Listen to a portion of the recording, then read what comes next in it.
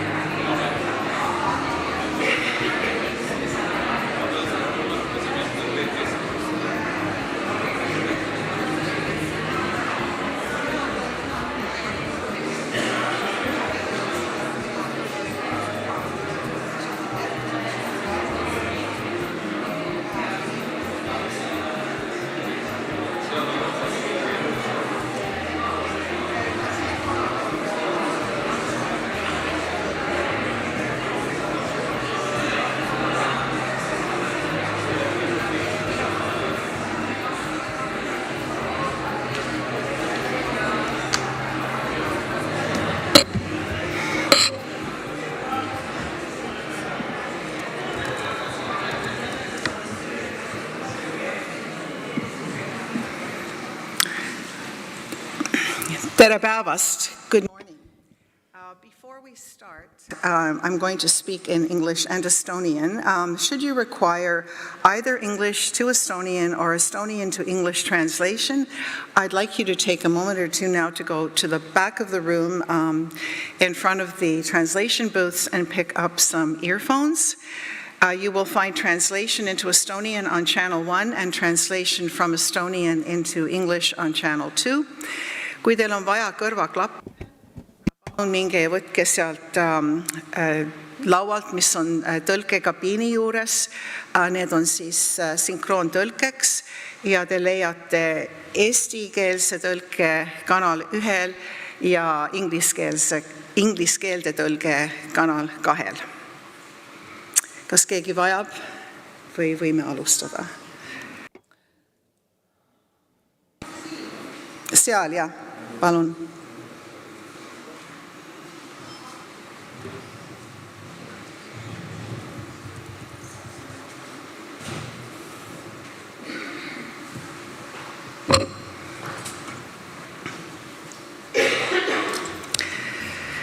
Ja niisiis, tere.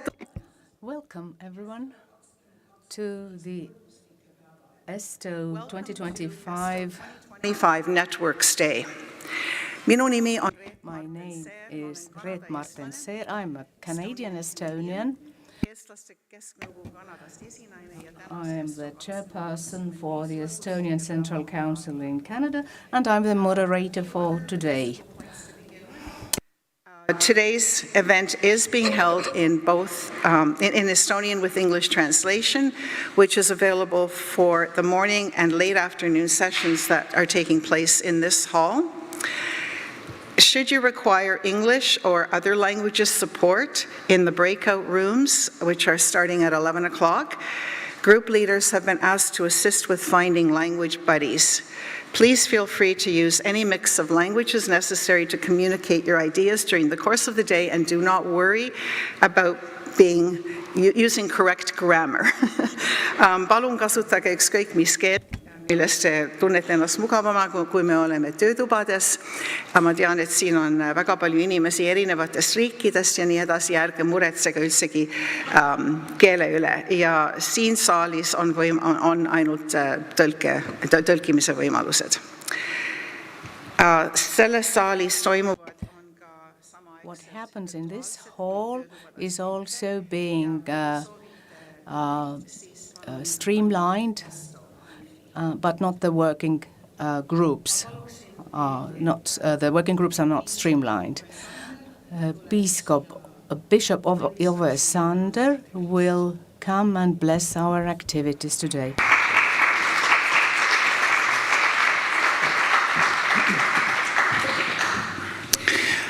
Mina ütleksin küll. I would say good morning, really. It's an early morning hour. The Honorable Minister, dear friends, people that have gathered for ESTO.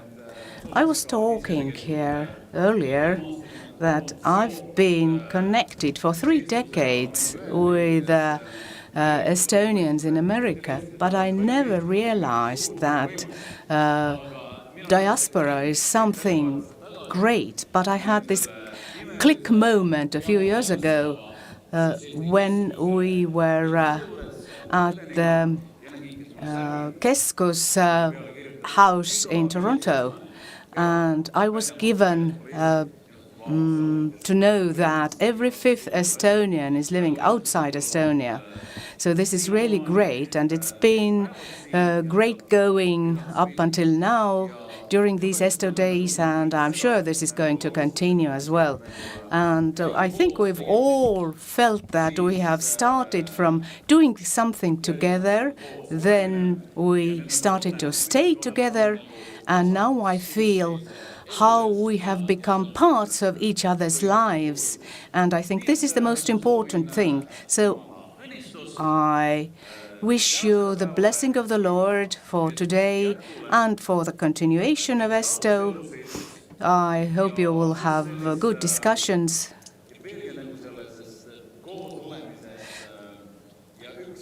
And feel and grow together. I hope you have a very good and effective day. Thank you.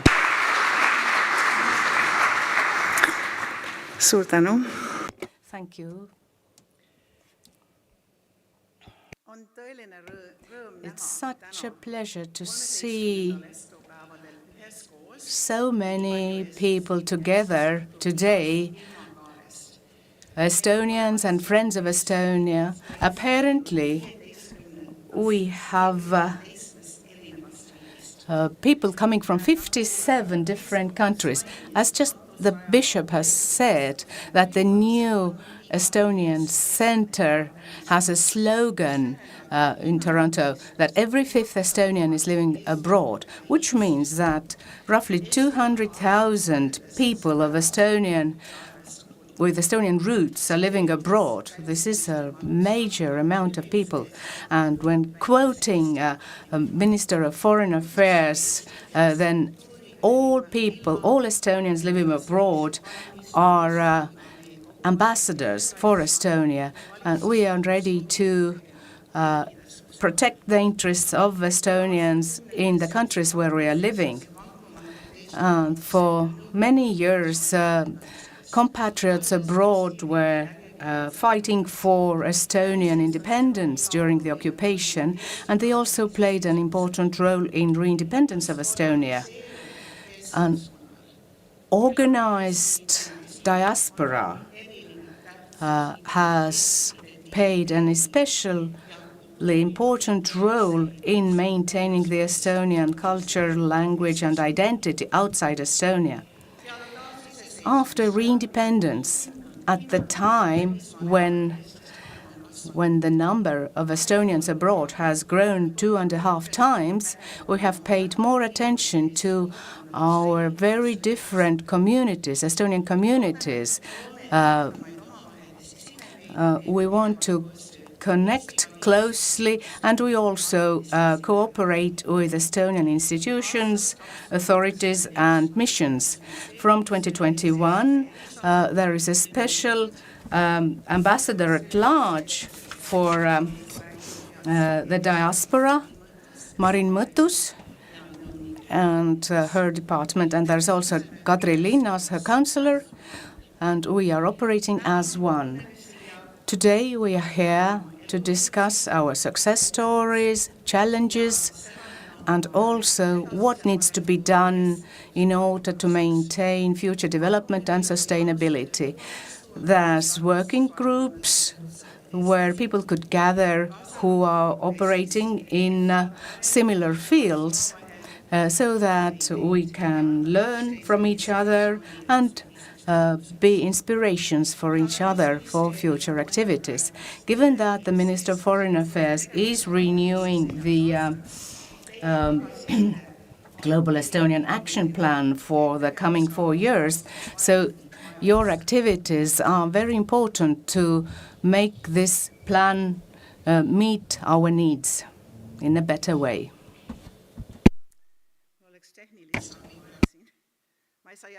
I would need some technical assistance because I cannot get the next slide on the screen. Well, we'll go without. Today there is also mini expo. I just added here the expected results of today's working groups or workshops. You can read them, and we'll take a closer look at them after the meeting here in the main hall and before we split up for the working groups. But these are the goals: to develop the networks of Estonian diaspora organizations, to develop ideas concerning the needs, sustainability and growth of the communities, and to gather ideas for the new action plan from the diaspora organizations. And you are the representatives of the diaspora organizations and also representatives of the global Estonian institutions, and obviously participants from Estonia here as well. It's such a pleasure for me to introduce Minister of Foreign Affairs Margus Tsahkna. Starting from the 20s, he was an exchange student in Toronto University in Canada, and we are really thankful for the Estonian government for the support to global Estonian communities, and also we thank them also for supporting the organization of ESTO 2025 and also giving financial support to this. ESTO is developed and organized on the basis of voluntary activities, but we also hope that the Estonian government is going to support us in the future. And today's event is organized together with the Minister of Foreign Affairs, and together we make a small Estonia a big Estonia. Tere hommikust ja tere tulemast. Good morning and welcome. And I'm personally very pleased that ESTO has been launched in such a powerful way. And its culmination and end will be the Song and Dance Festival, where all Estonians come together. And for me, this has been the escalation of identity. If you look at Estonia, then we are very different from our neighbors, because in a village of Estonia, you cannot see the neighboring house from your window. We keep distances. 1.5 meters is, you could call it a pretty close conversation already. But if you might remember Professor Peeter Tulviste, who was a rector of the University of Tartu, we were brought together and we often traveled between Tallinn and Tartu, between the government building and our home in Tartu, and we used to discuss why the Estonian people still exist in a geographically difficult location. For thousands of years, how many thousands of years you want to count it, we are still here speaking the Estonian language, a secret language. Only 1 million people are able to speak Estonian. We have been under the power of several countries, some more friendly than others. We have been occupied by Soviet Russia, where every 5th Estonian disappeared either through killings, deportations, or fleeing. And now we are free once again. And we are still speaking this secret language. And not only speaking, but it's an official language of the European Union. Top-level science is being made in Estonian language. And there are very few of such nations and languages in the world. And Professor Peeter Tulviste also said that he has studied and analyzed this, but there is no scientific reason for this. So we are one great exception if you look at all the different aspects. And there is not really favorable weather for us here either. Everyone who has been organizing and also participating, I would like to give you my heartfelt thanks that ESTO had a grand start in Stockholm. But what the ESTO members did in Narva is something exceptional.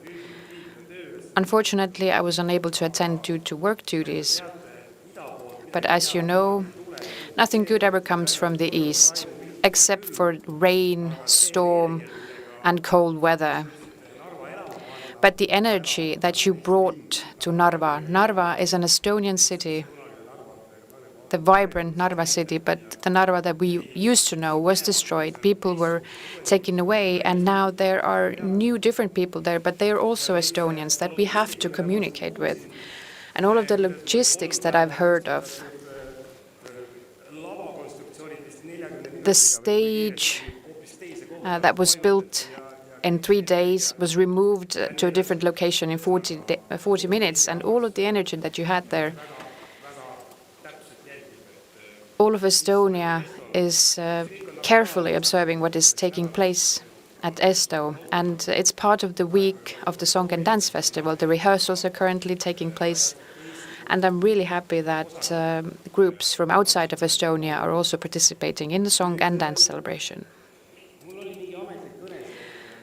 I did have an official speech prepared, but I will not be giving that official speech because having studied at the Toronto University for 1 year, I feel as a part of, well, not maybe the diaspora, but the family of Estonians living abroad.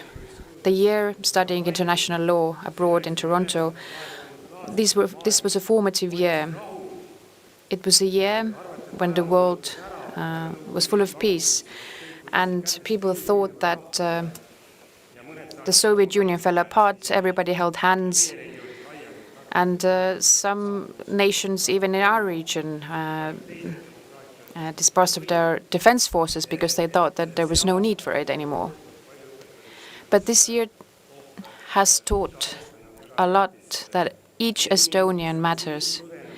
Those Estonians who were forced to flee from the Soviet occupation and who pulled together all of their energy to maintain the Estonian identity also abroad. We owe a lot of thanks to these people for being free today so that the Estonian identity is maintained, that legal succession is maintained. It was 1991 when Estonia regained independence, and there were heated debates here whether we declare a new republic or do we continue the republic that was declared in 1918 and that was occupied in 1940. And the second option prevailed, so that the Estonians who stood for the republic for all of these years were successful. It was an immensely important decision to not declare a new republic where all people who were in the territory at the time, including Russian military members, would have been given the opportunity to vote here, we actually redeclared the republic born in 1918. And it was really important for us to become a member of NATO, the European Union. We're a very active member of the UN and members of many other organizations. And we are operating with a force to show that we have been occupied, but thanks to the members of the Estonian nation who were abroad, we are still a fully fledged nation. We are small, but very active.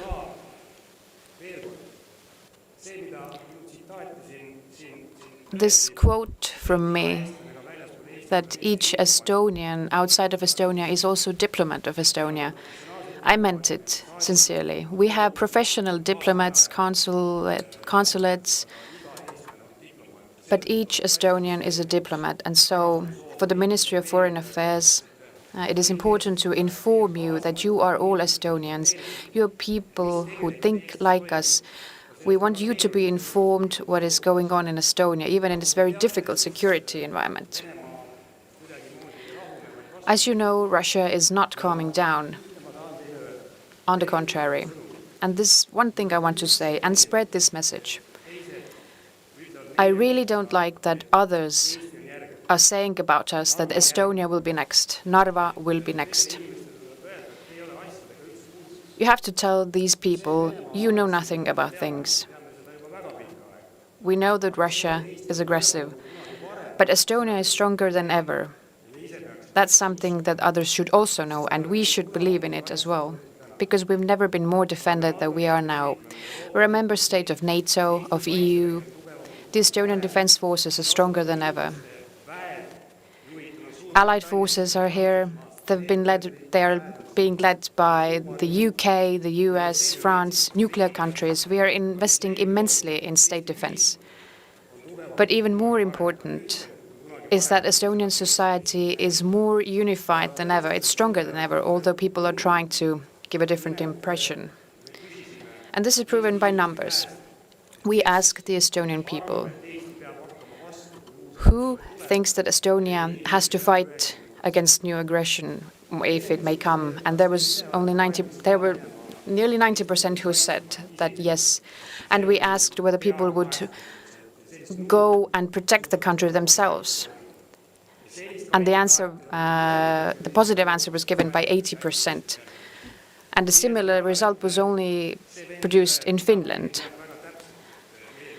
So I think that the guy across the eastern border has to know that we will not be the next, but we need to work every day for everyone to know this. The Ministry of Foreign Affairs is one of the partners who coordinates global Estonian diaspora. Estonian language, for me, is not only a means of communication that enables us to speak, but the Estonian language itself is one of the oldest structures, or whatever you call it, that is formed in thousands of years. It's a system of logics. It's a system of how we think, how we work when thinking, how our values are formed. The Estonian language is one of the few languages in the world without gender. No female, no male gender. We are all equally important. We don't differentiate. That's just one example. So maintaining the Estonian language is not only for being able to discuss our secret things in our secret language. Wherever we meet, in an elevator, in Canada, at ESTO, or wherever we think nobody else will understand us. And we talk something critical in Estonian, but then it turns out that the fourth person in the elevator also speaks Estonian. I think this is something that the youth should be especially happy about. Everyone abroad speaks English, everyone in Estonia speaks English, but how many of you have friends, how many friends do you have who speak Estonian who are not Estonian? I think maybe one. And this is the value system that we need to keep developing.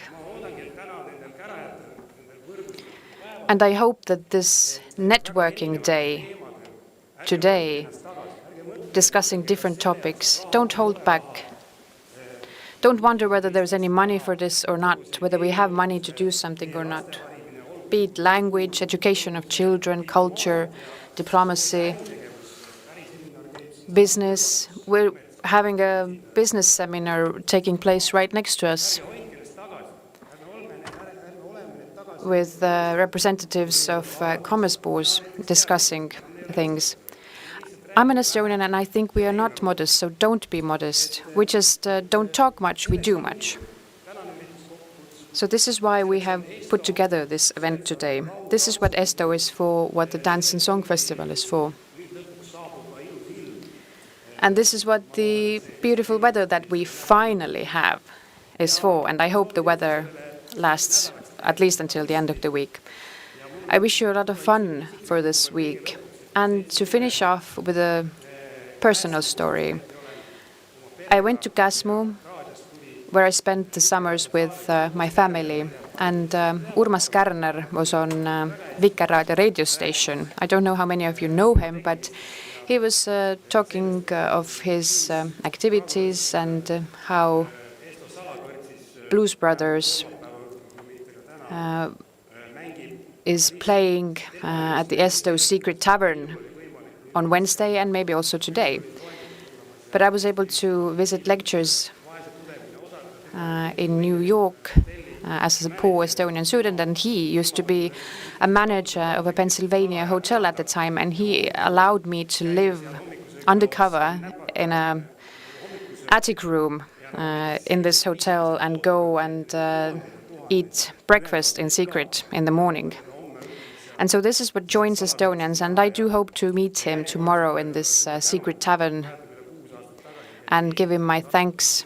I remember when 6 years ago we had the same secret tavern party in Tartu in Püssiruhu Tavern, and this party lasted until the early morning hours. So I won't be going on for long. Thank you so much, and do not hold back. The Ministry of Foreign Affairs wants to know about your ideas and thoughts. Perhaps some are not feasible, but many probably are. As you can see, the Estonian Center to be completed next year in Toronto. I hope finally completed. I'm not sure of the exact date when it will be opened. But this was also one of the ideas that many people did not believe in, especially considering that it used to be said, there was a joke during the First Republic, that if two Estonians meet on a street corner, they establish at least 3 political parties for each to have their own.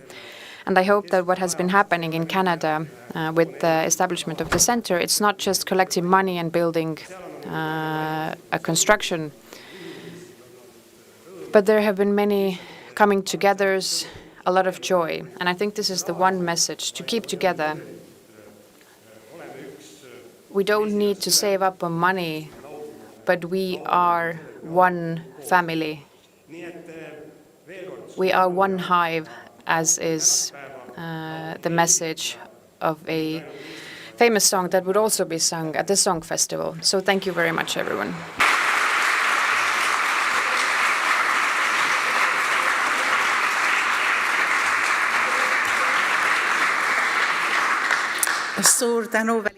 Many thanks to Margus Tsahkna, the Minister of Foreign Affairs.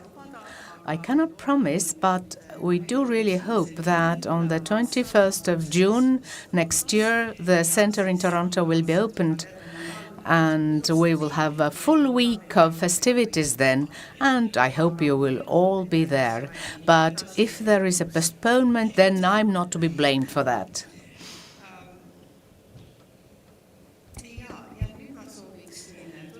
Next, I would like to introduce someone who doesn't really need introduction. Nora Sööt is the ESTO president. I always maintain that she has a twin sister, because it's not possible for one person to do all these things that she has been doing. And here she is. Sirle, the floor is yours. Tere estolised! Hello, people joining ESTO. Kes käis Stockholmis Who went to Stockholm? Put up your hands. Who went to Narva? Put up your hands. Well, there you are. It's the 7th day of ESTO. This is really, really grand. And it is the 13th ESTO that we are having this year. And many people ask me, for how long are you going to do this? As long as we last, as long as we feel the need for such meetings. As the minister just said, Estonians are just like a hive of bees. And in the Estonian Association of Estonians in Sweden, then we've been speaking about what is the organized diaspora and what should the central organizations be offering to other organizations and individuals. It has to be a safe and comfortable hive. So when we look at this symbol here, which is a clove, 3 leaves, faith, hope, and love. We can see people communicating with each other, and then we can see also belts that have been bound together into one pattern. This is what we are. This is what we are here today, and I am really so happy that listening to what the Estonian government is saying to us, that the time is over when they were saying that foreign Estonians or expatriate Estonians are not sexy. This time is past now. And not only. We are also speaking today of whether this word is the proper term. Should we say Estonians all across the world? Because we are all the same. As people with Estonian roots in this hive who have also flown out around the world, minding their own business. But mostly Estonians are very good and industrious people, and they are also sexy, very sexy. Not only when you look at their what they look, but because of their skills, they are being valued highly all across the world. Wherever I apply for a job, in courts, in the migration board, they always at least have 6 Estonians working there. Many of them have roots in Estonia. They may not speak Estonian any longer, but they are looking forward to their home country, and they have a dream of coming to the song festival. And when we are speaking about networks today, then we have come together so that these busy bees who are doing their own thing in different countries and also doing the Estonian thing in addition to our other activities, then this is really, really important. And it is also important that we know similar people with similar problems from other countries, and we wouldn't have to reinvent the wheel in Sweden, Finland, Norway, United States. We can learn from each other. How did you solve this problem? Who came to speak to you recently? Who was very good? So this day of networking has been divided into different workshops, and it is not that one network is better than the other. Everything is as important as the other one. And one network that could emerge from today's activity is the network of Estonian houses. And it is not only the Estonian houses, but other units and our real estate abroad, so that people who are maintaining these nests for Estonian abroad, so that they would have each other's contact data in their phones or notebooks, so that we would know all about these kinds of places across the world, so that we could pursue the Estonian ideas all across the world. This is when in 1994 of 1944, people had to escape. They wanted to have their own place abroad. We wanted to have our own archives, literature, libraries, and choirs, dance groups, children camps, etc., etc. All these different activities that have helped maintain the Estonian language and the Estonian spirit. And we all feel today that the need that we had back in 1944 has not disappeared, because Estonians are a people who are very mobile. It is normal that we travel all across the world. But the important thing is that we shouldn't lose our language, our spirit, our roots, and the feeling about real Estonia. What is real Estonia? And this brings me back to Narva. Why did we go to Narva? Because it is so important that we have one Estonia, and also those people who are living in Narva, even if they don't speak Estonian, but we want them to be sharing our Estonian mind. And when they have the possibility, they will also learn Estonian when we bring them along. And I'm really happy that those people who went to Narva also got quite a different picture of the life in Narva, the people in Narva. And we got friends in Narva, and they got friends from abroad.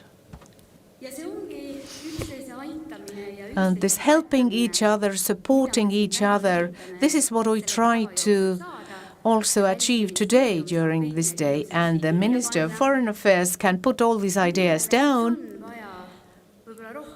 to find out what are the things that need more support, because maybe we will not be able to do everything, but we'll find priorities for the next 6 years. But let's think together and see together. And it is really great that you have all come here. And when you leave here today, I do hope that you have at least 10 new friends. Long live ESTO!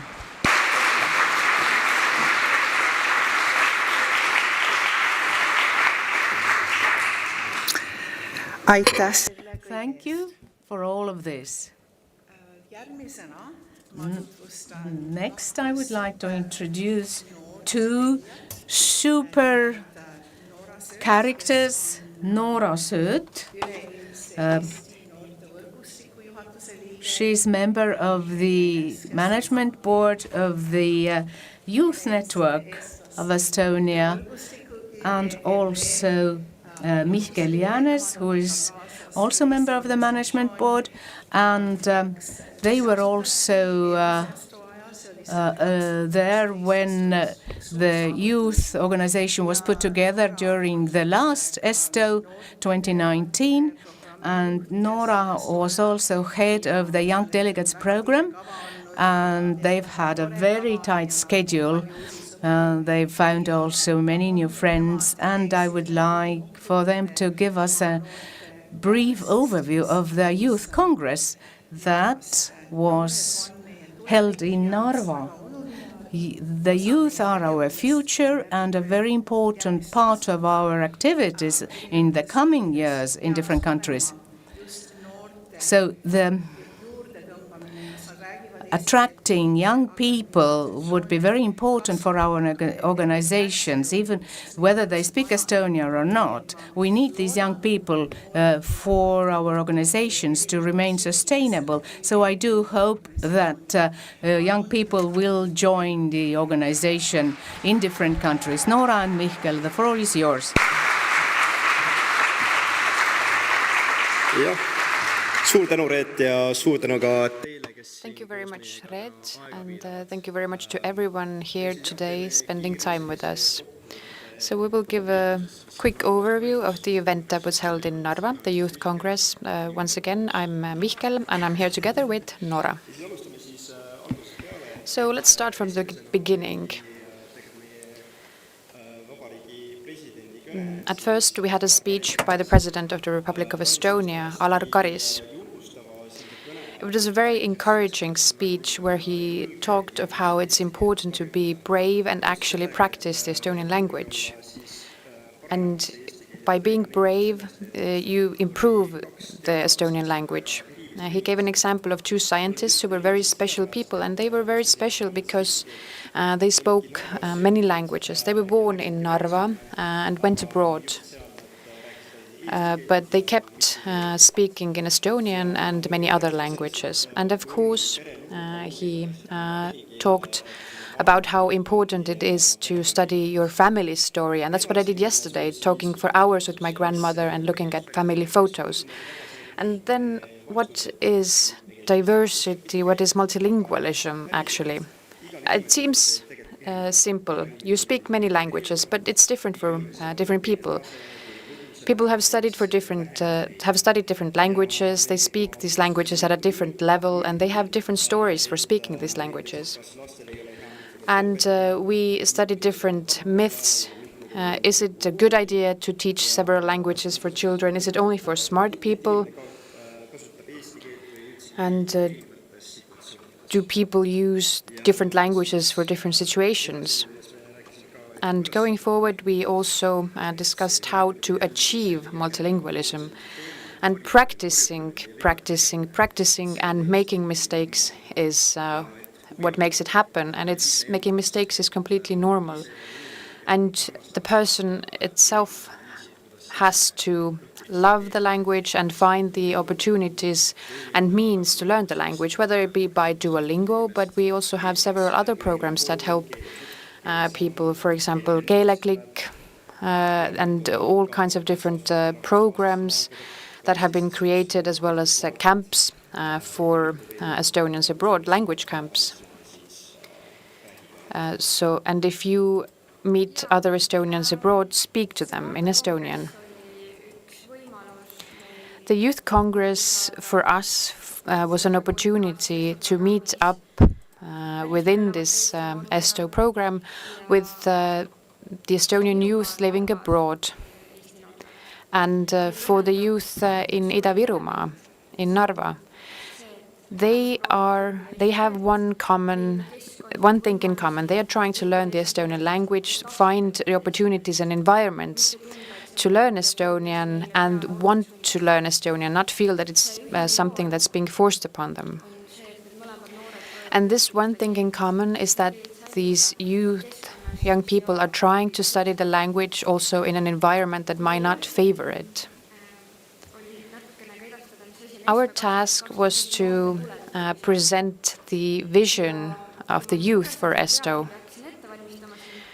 When I started preparing this topic in the bus yesterday, I realized that it's not for me alone to explain the vision. It's not my vision only. So I asked the young delegates, 40 young people from 9 different countries, I asked them what is their vision for the future of ESTO 2025.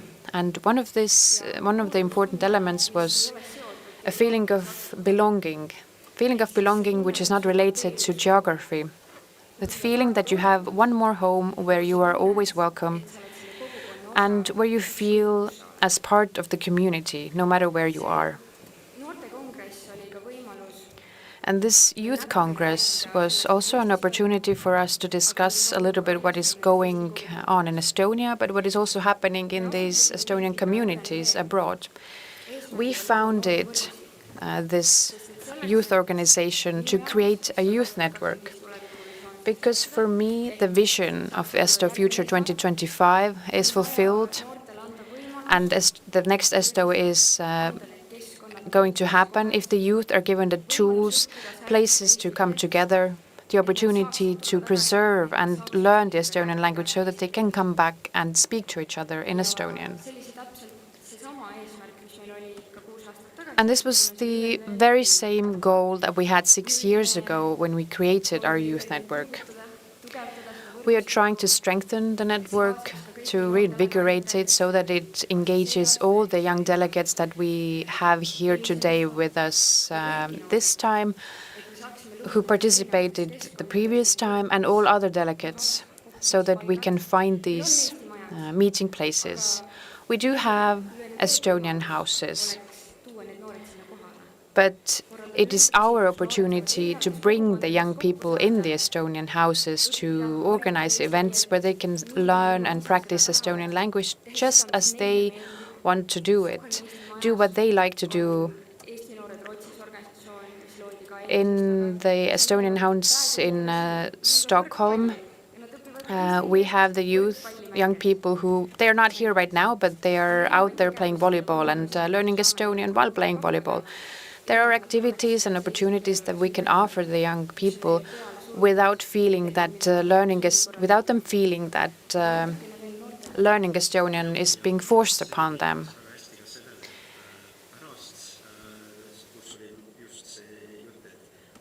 So more about the Youth Congress now. When we discussed how to achieve multilingualism, there were stories of the youth delegates. And it was interesting to hear from one delegate who is living in Germany with an Estonian father and German mother. And the father did not really speak in Estonian much, but this is why this young delegate decided to start learning Estonian on their own. And there are many stories like this from abroad that we've heard, that not even people who are actually Estonians. We have in Canada a Canadian who, due to friendship, decided to actually learn Estonian. And it's important to find the means to learn the language. So, and we also said that the Estonian language is not terrifying. If you want to learn it, you will be able to learn it. It's not that difficult.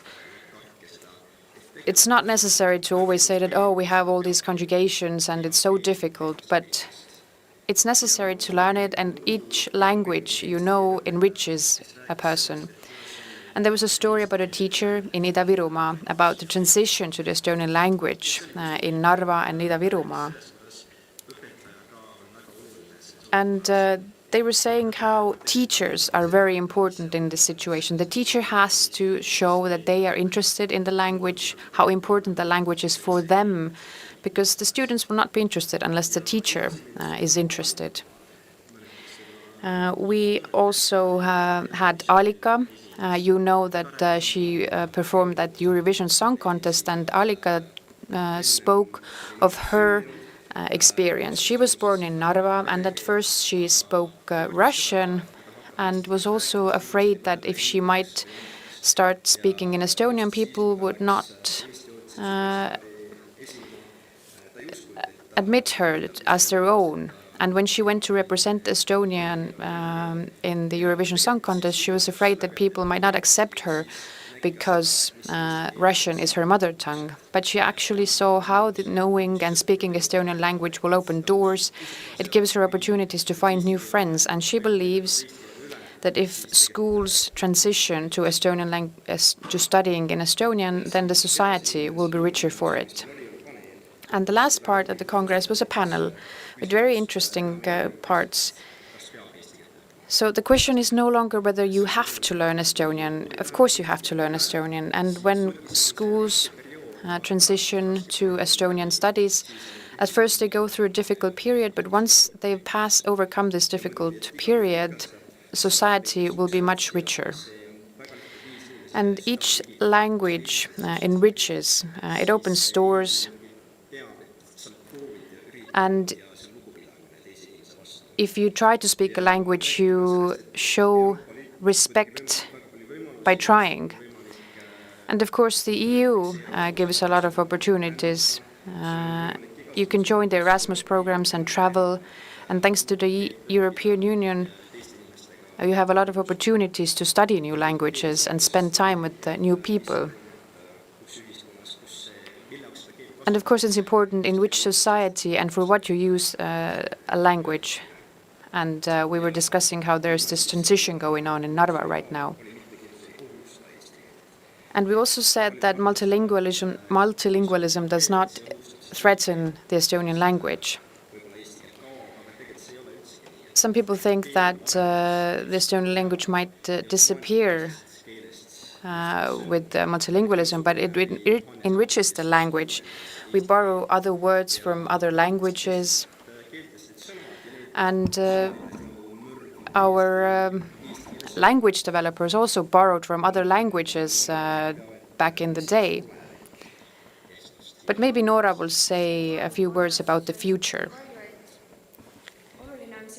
As regards the future, it's important that activities about the Estonian language targeted at the youth are not so terribly formal. We don't need meetings, we don't need to come together at societies all the time or hold grand congresses and think tanks use grand words just to say that we want to come together and talk to each other. We can do that without these grand words. And one of the greatest tasks for the youth network in the future is to create these environments and meeting places where we do things just as I said. We do what we like and we do it in Estonian. And an important moment during ESTO for me, when I think about the vision for the future of ESTO and the dream, is when I saw my father singing with photos of childhood running in the background and them talking about their childhood and the beginning of ESTO, then I really hope that I will be able to sing and talk to my friends about the ESTO days back in my youth, and I can tell these stories to my children, and so that they also have the opportunity still to participate in ESTO. But as Mihkel said, the transition to Estonian language is taking place. The perspective has changed. We're no longer discussing whether it's mandatory to learn Estonian. We cannot do without Estonian language. And the communities of the Estonian diaspora, we can see that it's actually difficult to maintain communication in Estonian. It is the reality, but it does not have to be final. It does not mean that this is how it will be.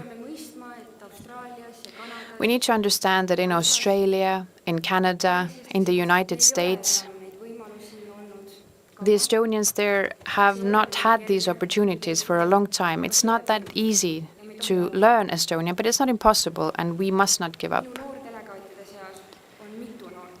Among the young delegates, we have many delegates from the US, and all of them talk to me in Estonian. And I hope that at the following ESTO, we will also have young people from Canada, the US, Australia, who will be talking to me in Estonian. And without it, we cannot have a vision for the future. But we need each young Estonian abroad to feel that they can come to Estonia. They have another home here. When I travel between Estonia and Sweden, having grown up in Sweden, I feel that when I get off the plane and walk to the Estonian house, that I've never left Estonia. But I do feel a bit strange in Sweden sometimes, a bit out of touch, because the Estonian bubble is so strong. But I hope that if the young people go home after the song festival, after ESTO, they get a chance to practice Estonian, to come together, to talk to other Estonians, so that every young delegate can celebrate the Midsummer Eve, the Independence Day, and other important events in their own Estonian communities in order to preserve the Estonian traditions. And for me, the future vision of ESTO 2025 is strongly connected to the youth network. And I hope it's part of the, and it's also like this for the future young delegates. Thank you very much for the opportunity to organize the youth program.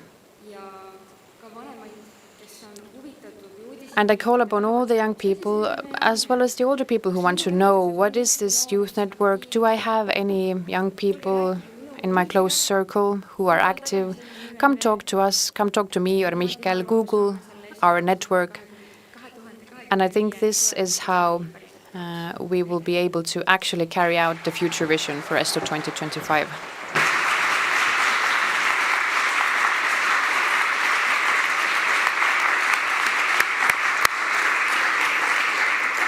Suur tänu kõige Many thanks for all of what you have done and you are going to do in the future, I'm sure.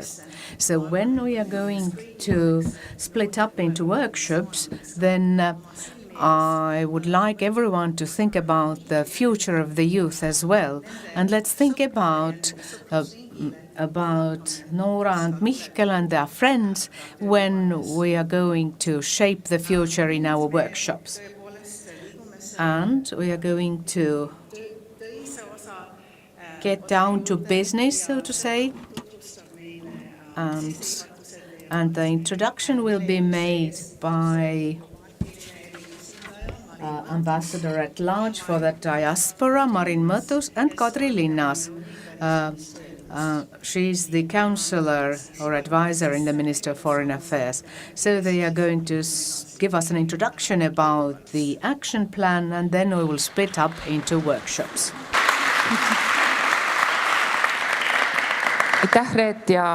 Thank you, Reet, and thanks to everyone. We have invited you all here to this cultural hub.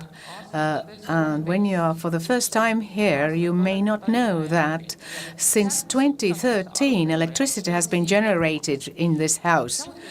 So we should have power here, a lot of power.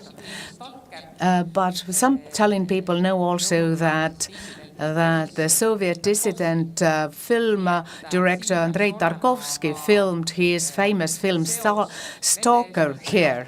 So we should have a connection here with Estonians who kept Estonianness in their hearts, but had to do this in Siberia or in prison. So we put out this slide by referring to Sirle's words. Namely, I also agree with the fact that what Nora Sööt can do is just unbelievable. Really, there shouldn't be one person to achieve all this, but she really achieves and achieved this, because what happened in Stockholm and in Narva, it was just so impressive. And when we are speaking about that every fifth Estonian is living abroad, then we are interested also in having this beehive, but there are very different people in this beehive. And you also mentioned that maybe not all will not think about themselves as expatriate Estonians, but we start first with this word cloud. How do people feel themselves? It is exercise of thought, but I do agree that we are and we will remain this beehive. And when you said that Estonians abroad are sexy, I have to admit honestly that thanks to the fact that you are sexy, we in the Minister of Foreign Affairs can do all sorts of things and also support all sorts of things. If you weren't, we won't be able to do this. So, thank you.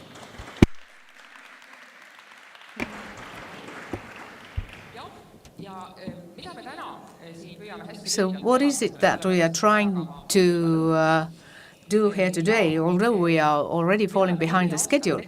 We've been working for 4 years on this paper, Estonian Diaspora Action Plan, and by the autumn we need to create a new version of it, and you will help us along. Yeah, sometimes I feel that we spend unproportionally the majority of time on papers. But what is important? What is important? If we put everything down on the paper, it is also easier for us to operate in this formal environment for the ministry and get funding also on the basis of that. So what we have done, so we have carried out the first round of discussions with the different ministries, with the Integration Foundation and the different ministries, and we have collected the main things that have changed over the 4 years. a new thing has appeared, a challenge has emerged, some things have become more important, some are not so important anymore. So I thank these colleagues that contributed to this. And we have tried to pick out a few things from these ideas, and we are going to present these briefly today for you in order to give you some fruit for thought for the discussions in the workshops. Just to share with you what could be the things that need to be more carefully thought through and planned better. And maybe we should start from saying that over these 4 years, the world has changed a lot. For decades, it didn't change, but this change happened in the 4 years now. And this is not a very positive change. And as the minister said, and I'm not going to repeat this, every crisis also offers new opportunities. And Estonia is in a very strong position, so it is very good that the minister shared this with us today here.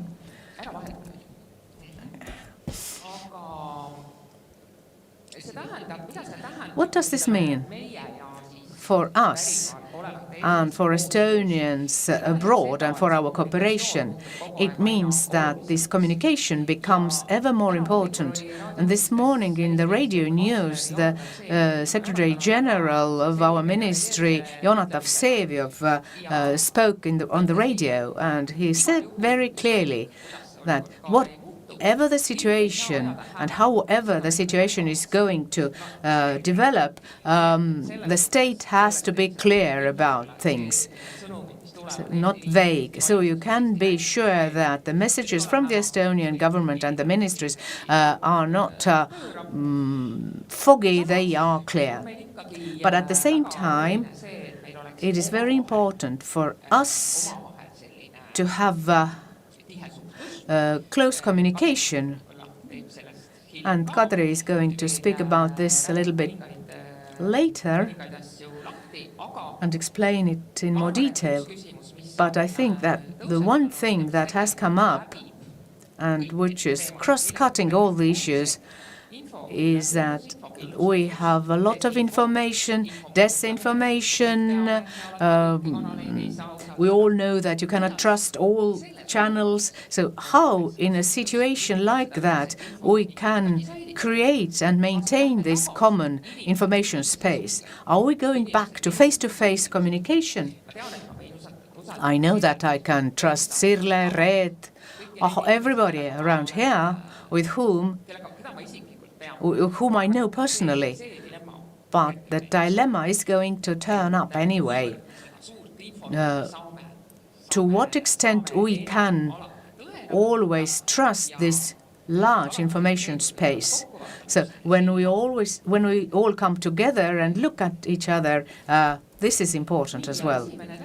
So the first field of activity or priority, since everything's been put down here on the slide, we have these 3 items where we felt that we have to take a more in-depth look at these ideas. And the young people already presented this very nicely. And I always say that it is very strange when 60-year-olds are discussing what the 16-year-olds should be interested in. So this is really good that this youth network has gotten going. So we're really happy about this. And the second is this practical thing. 4 years ago, we weren't even thinking about this, but we have started thinking about this now more in Australia and Finland, but in other countries as well, like Sweden. There's possibilities, also financial possibilities, for learning the mother tongue for communities, and our communities could investigate this. And when things become more concrete, we also need connection with Estonia, because usually you have official documents like curricula from the Ministry of Education. So this is one thing that we want to focus on. And then the last thing, that the nature of migration has changed. The young professionals are moving in a different way in comparison with 15, 20 or even 50 years ago. But these are also Estonians abroad. The young people who went abroad, for example, at the beginning of this millennium, they are also diaspora Estonians. And their communication, membership in the organizations, and this has also changed. And again, we look at Nora, Mihkel, and other young people. Now we have the next slide.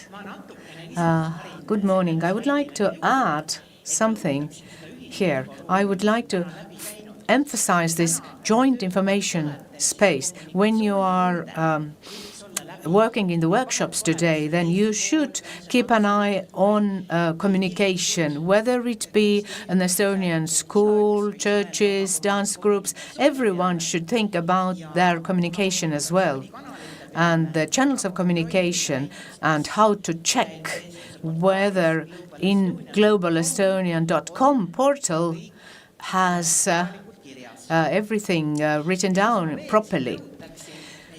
And I would also like to emphasize the networks. One of the most powerful networks is the Estonian schools and teachers. You could really look up at them and see how a network should operate. Merike Barborak from the Estonian Institute is the coordinator for this work, but actually there are many other people all across the world who are coordinating this work as well. And then we have also Piret Norhani from the Palternet network about, and we are going to discuss how to maintain the cultural inheritance. And now we look at the priority access 2, and these activities are listed in every workshop room, and you can also Google this.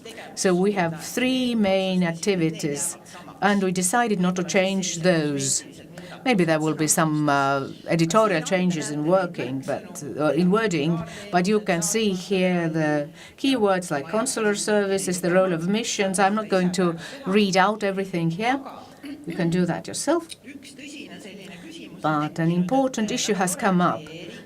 It is very nice that we have this e-state developing and digital services, although Estonians living abroad are not making much use of them. We would like to have them to use more often, because every Estonian can take out an ID card and then start using digital services. You can do everything from a distance. You don't even have to go to the embassy to pick up your passport. But if there's so little communication, you do only turn up at the embassy for maybe once in several years. So we have to think about this further.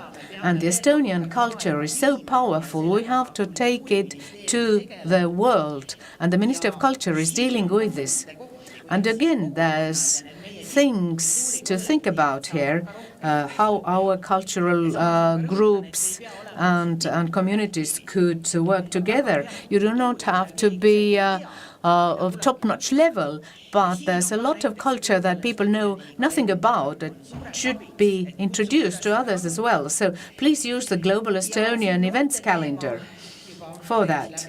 The youth issue was already mentioned. I'm sure most of the people know about the possibility of having an internship in the Ministry of Foreign Affairs. Please use this opportunity. And then also a lot of potential is with citizen diplomacy. The minister mentioned this as well, and we point out these and praise these diplomats, but not everything is. We are not aware of everything here as well, and economic issues are very important as well. And we have this neighboring meeting going on here, which was, as soon as we advertised it, the everybody just signed up. And then the third activity, when we are speaking about returnees, last year, 2024, about 6,000 people returned to Estonia. This is not a small number at all. Well, jokingly we have said that the term returnee, we do not like it. We haven't liked it for 4 years because many people have been born abroad who just come to live in Estonia. And I think that for most people, coming back to Estonia is actually a step forward, not a step back. But since we have grown accustomed to this term, well, we use it a little bit. But the Integration Foundation is using this. But the word denotes people, Estonian people who come to live in Estonia, irrespective of their age or reason of coming. Here's also the digital issue and whether information to come back to Estonia is sufficient and accessible. And we also want to involve the local governments more for this, so that when an Estonian wants to move to Iisaku or Rõngu or any other place, then are there people on the spot who will be able to give them advice on how to find a job, what to do about the children, schools and things. So the third axis is also important. And there's another slide. We were supposed to speak about the money as well, but we'll just point out this. The issue of funding always comes up. So where do you get money? So there's three possibilities. The community support, Estonian government support, and also the support of the countries where Estonians are living. Those have to be found. But we have pointed out these Estonian government applications. And this is our last slide, actually. Where did I take this photo? Who knows?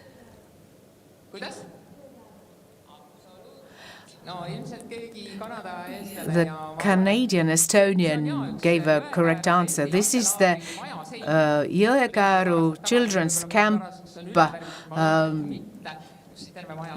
This is a wall of a house that has this slogan: when the language goes or disappears, the nation also disappears. But I think that the nation that is so present in the world is not going to die out. So that was all. Thank you.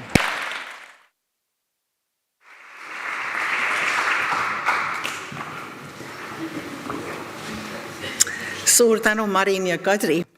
Thank you so much to Marin and Kadri. And now let's move on to our own work. But before we do that, a small comment.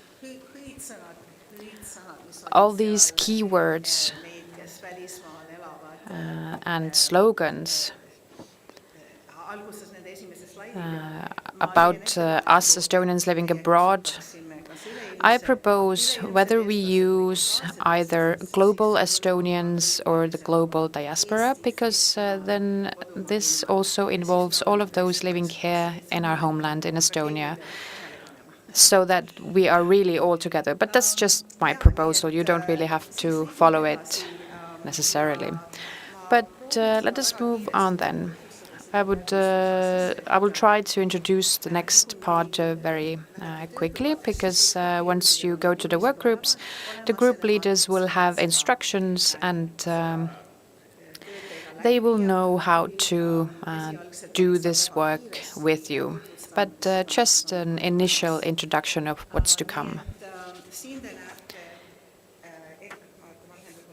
Let's maybe go back one slide. So today, ultimately, we come to the fifth and final question. We have 5 questions that we will be discussing in the following hours. So this is the main question that we will come to in the end. What kind of activities and support is necessary, important to achieve the goals in your area and for the duration of your communities and for the preservation of the activities and communities in your area. So the aim is to answer this question, and I think this is a unique opportunity. I don't know how many Estonian organizations have such opportunity to provide direct feedback and form the action plan compiled by a ministry. So let's take advantage of it. Let's think of our work every day and the opportunities and directions for the future, and then we will be able to communicate this. So these here are the work groups and the work group leaders. I will come back to this shortly. And once we come back, I would ask the work group leaders to stand up, make themselves visible, and then you can take the members of your working groups to start working. But first, the first part. This is introduction, where you will be getting to know each other. You will do this in different manners. The work group leaders have come up with the different means. Then we will have a brainstorming session, creating an environment for the remaining discussions. And this will be followed by the main discussions in the working groups and then discussing the main question. So introduction is perhaps 10 minutes. However, the working group leaders have planned for this. Then providing context. Hopefully everyone here will have an iPad or a notepad and a pen to put down your thoughts. Because you will be given about 20 minutes. It might take you less. The group leaders will be monitoring this. And here, you will not be discussing amongst yourselves, but you will be writing down your answers to the questions here on the slide. And the questions will also be in each respective working group on paper. What is going well in your area activity? What are your strengths? What is complicated for you? What kind of obstacles or problems occur? And what kind of opportunities do you envision? And it's very important to go through these questions in this exact order, because otherwise you will not arrive at the final conclusion. Now, the assistant group leaders, once it's discussion time, will put down your ideas on the blackboard or whiteboard. We will pick these up. The Ministry of Foreign Affairs will collect these and will later use these notes as well as the panel summary as input.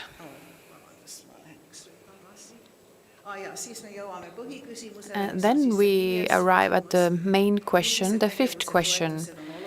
What activities and support is important to achieve the goals in your area and for the duration and preservation? You can think about this in short term as well as longer term. And this is a group discussion, not an individual writing session, and you will be given about 30 minutes for this. I hope we will be having lunch at around 12:30. And I will be introducing the second part once you have finished having lunch. Once lunch is finished, you will be given notice to come back here into this room, gather here. We will spend about 5 to 10 minutes here.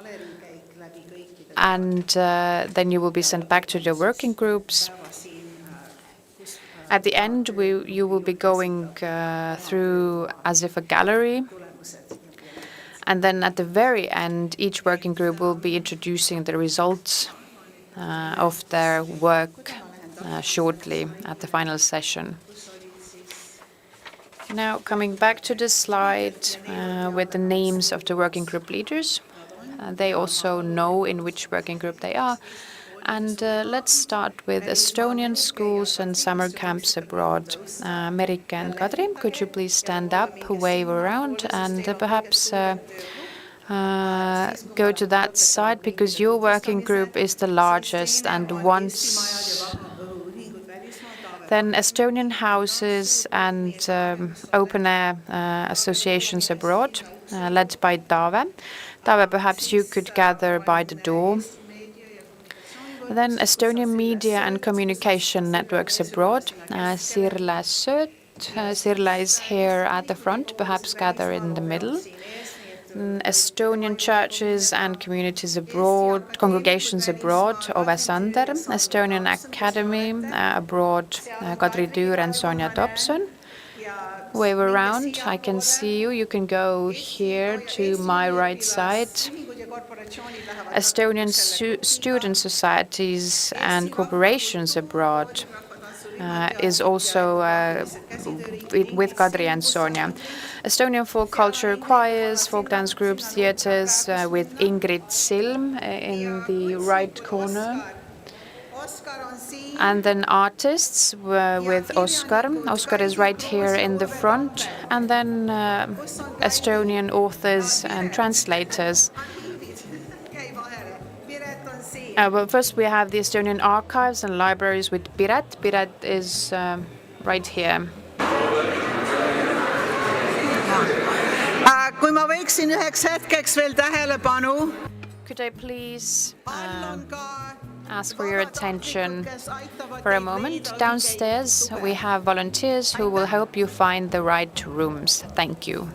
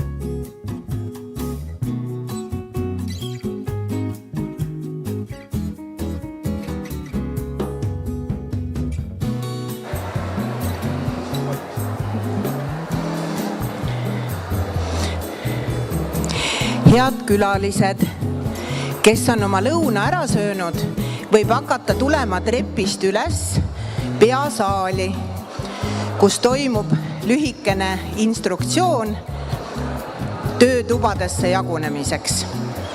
Nii et 5 minuti pärast umbes alustame ja peasaal asub kohe siin treppidest üles ja seal, kus te enne olite. Aitäh!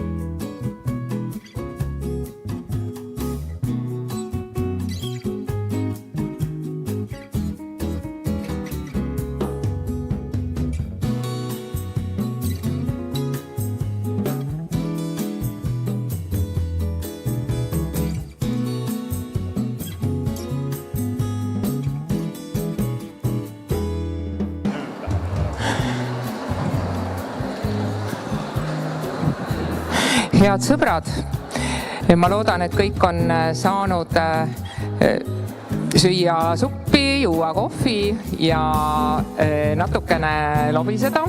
Ootame teid jälle nüüd siia üles, siia Black Boxi saali, et oma päevaga edasi minna. Nii et hakake vaikselt liikuma trepist üles.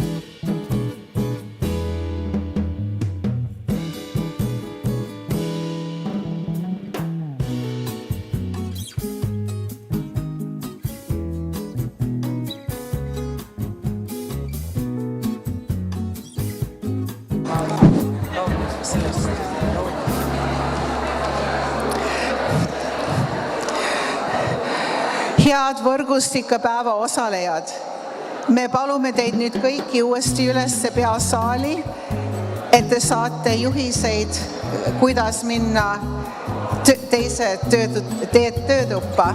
Palun üles, me alustame 1 minuti jooksul. Aitäh!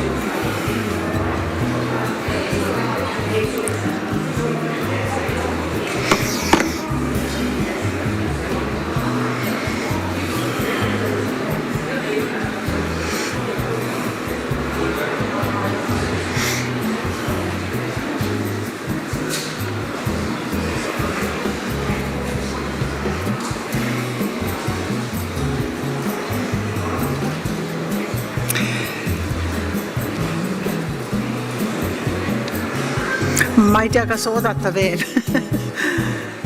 Inimesed räägivad jutuhoosaid sisse.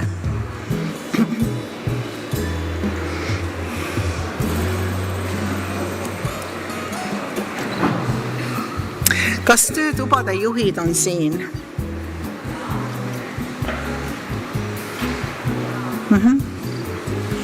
Okei. Ja, nii et ma teen väga lühidalt ja siis te võite edasi minna. Ja kui on inimesi all, kes ei kuule neid järgmiseid juhiseid, võib-olla te võite aidata kaasa ja neile öelda, mis on toimimas. Nii et nüüd me siis liigume teise töötuppa ja see on siis, ma ei tea, kas see on nüüd korralikult nimetatud või mitte, aga inglise keeles tõlkes see on karuselli meetodil ideede virn, mis tähendab, et teie lähete edasi nüüd teie teise töötuppa ja üks grupijuhtidest on jäänud sinna kohale ja teie vaadake üle, mis on sinna juba kirja pandud. Nii et need 5 paberit peaksid olema kusagil väljas laua peal ja te saate teise värvi vildiku. Ja kui te olete lugenud läbi, mis on seal kirja pandud, siis teie võite oma mõtteid nende küsimustele lisada. Kui teil on oma ideid ja see pakub teile ka võimaluse omavahel natukene arutada ja rääkida, aga see ei ole nii intensiivne, kui oli see esimene töötuba. Ja siis kell 14:15, siis on jälle signaal, et te liigute edasi 3. osasse, aga see ei ole enam spetsiifilises töötoas, vaid teil on siis võimalik käia kõik töötoad läbi, mis teid huvitavad. Nii et ma loodan, et see on võrdlemisi selge. Ma tahaksin lihtsalt siia nii palju lisada, et te olete kindlasti juba avastanud, et on ka neid, on mini-expo, kus on põnevaid asju välja pandud. Seal on Rahvusraamatukogu, kunstnike, Tartu Ülikooli sihtasutus, Heateo sihtasutus, Patron Print, lasteraamatu kirjastus ja siis Study in Estonian, Lembelaas, võimlemispidu 2026, seal on infot selle kohta. Ja siis alumisel korrusel, 0 korrusel on ka Kerli Ilvese fotonäitus Torontost ja Toronto Eesti majast. Nii et peale töötubade külastamist, siis palun võtke ka lisaaega neid mini-expol natukene ringi käia ja vaadata, mis seal on ja võib-olla isegi osta, kui on võimalusi. Aga siis, kui on töögruppide juhid siin, siis võib-olla lähme edasi teise töötuppa. Ma loodan, et kõigil on teada, kuhu te lähete ja kui ei ole, siis te võite lihtsalt nüüd valida. See on siis siin. Nii et Eesti koolid, ma näen, et Merik on seal taga ja Kadri Eesti majad, kus on Eesti majade juht Taave Vahermägi. Teda ei ole siin praegust. Otsige Taave üles, ma usun, et te kõik tunnete teda. Eesti meedia oli Sirle Sööti, te ka tunnete. Piret on siin, Piret Noorhani on seal, arhiivid, kirikud, Ove Sander, ma ei tea, kuhu ta läks, seal, akadeemikud ja siis üliõpilasorganisatsioonid, Kadri Tüür, kas Kadri on siin? Kadri Tüür või Sonja Dobson? Ei ole näha. Siltidel peaks igal juhul olema väljas igal pool ära toodud, mis tuppa minna. Ja siis rahvakultuur on meil siin toas, kunstnikud ja kunstikogu välismaal Oskar Kask ja siis kirjanikud on seal. Aitäh!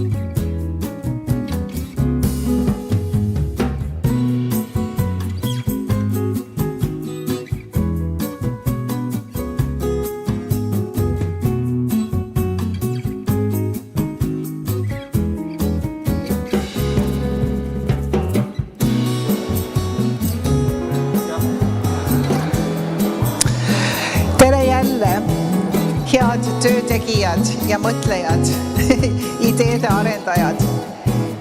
Me hakkame nüüd tagasi kogunema siia saali, kus siis töögruppide juhid esitavad paneelide arutelu tulemused.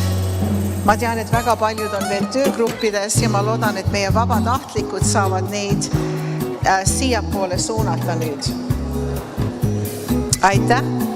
Nii et kui järgmise 5 minuti jooksul saate üles tulla, aitäh!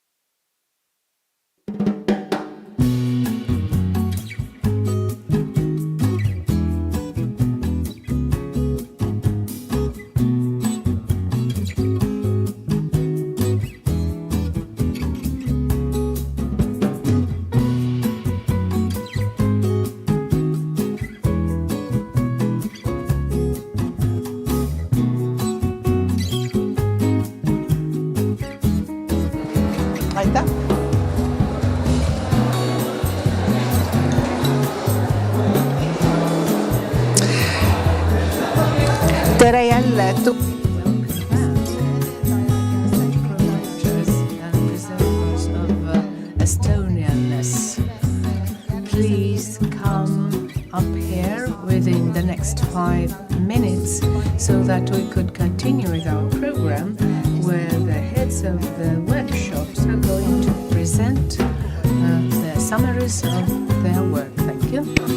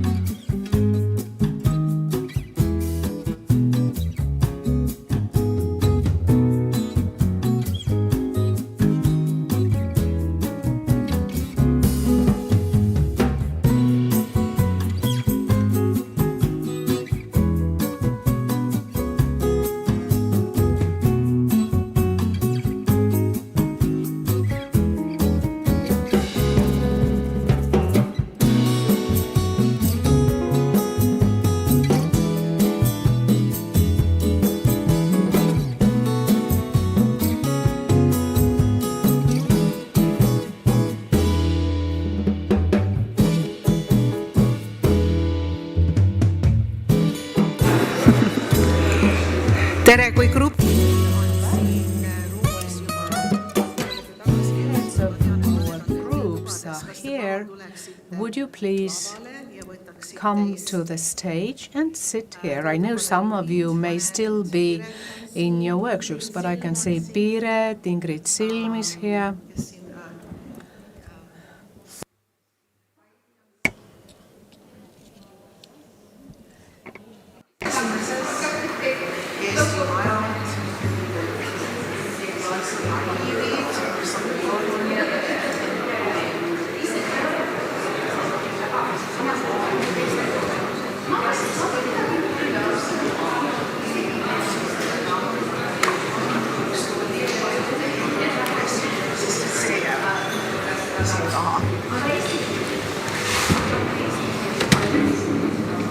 Kuidas?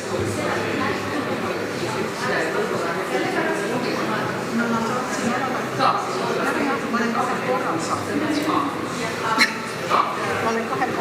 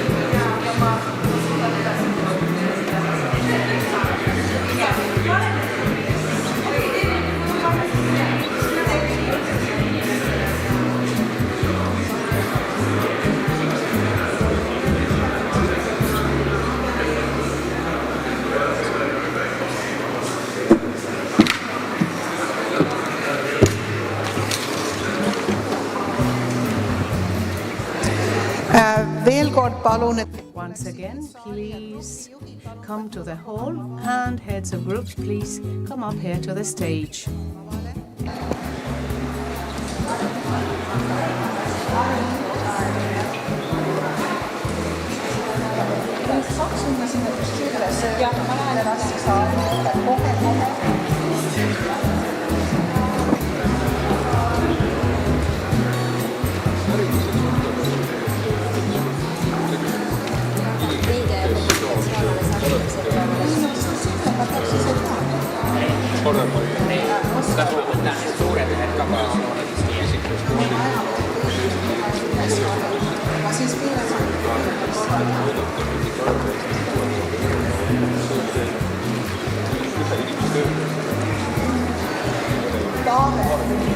Taave Vahermaa Mägi.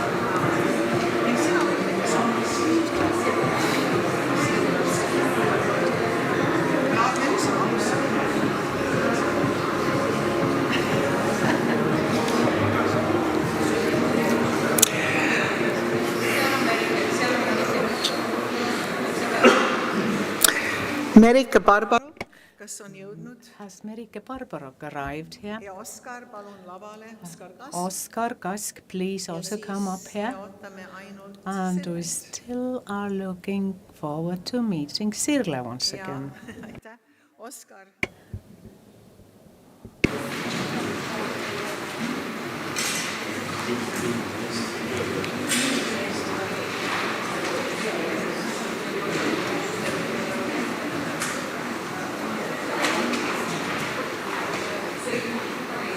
Kas te esitate?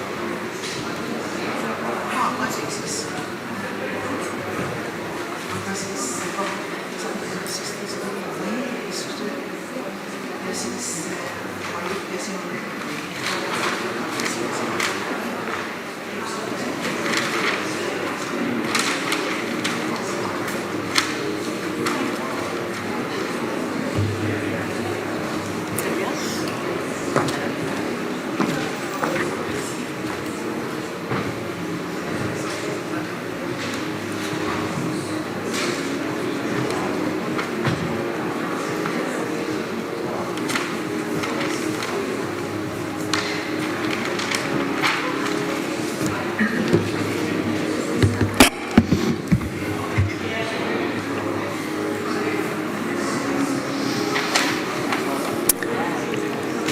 Ma arvan, et me vist I alustame think we are going ja to siis start, lähme siin järjekorras and ja we siis, take kui turns here.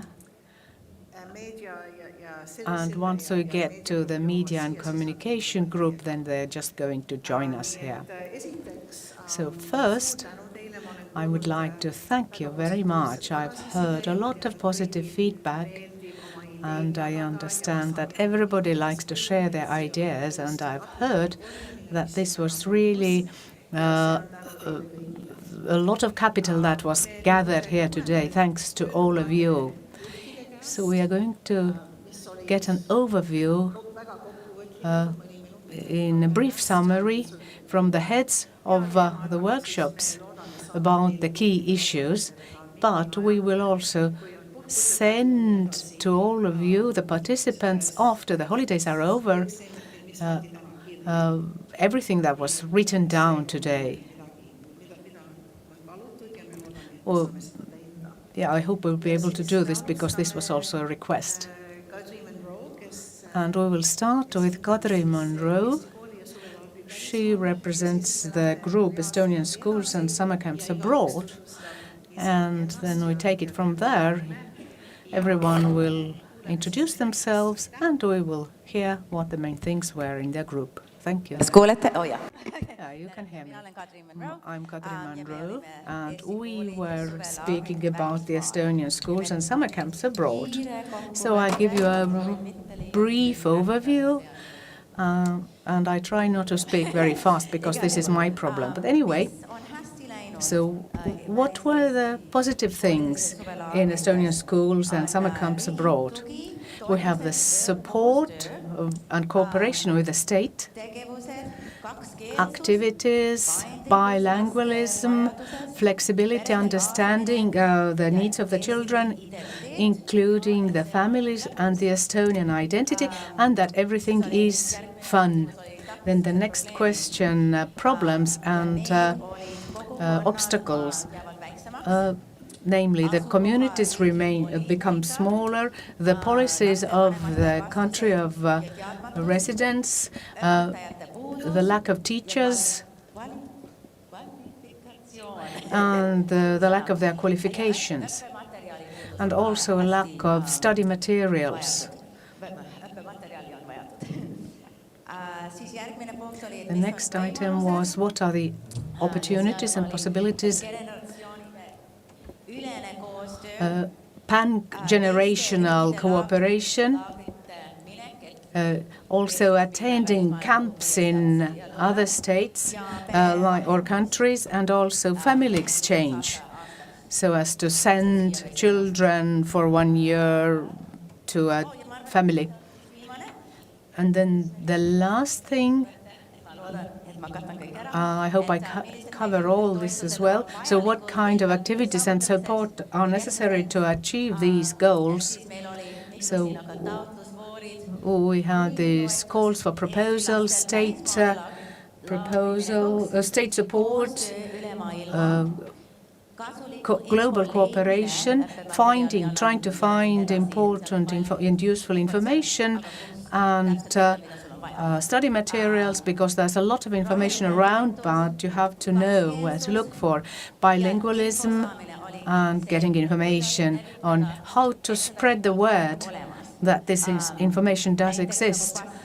For example, the fact that when you're applying for a passport, you could get some kind of information brochure from the embassy, and recognition of those who do a lot of work in this field. I think that was all. Thank you.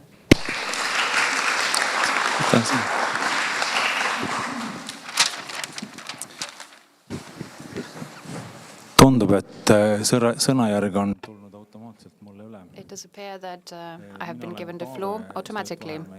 I'm Nora Sööt, the head of the Stockholm house, the Estonian house in Stockholm, and I was leading the working group for Estonian houses and open-air associations, and it was a very interesting experience.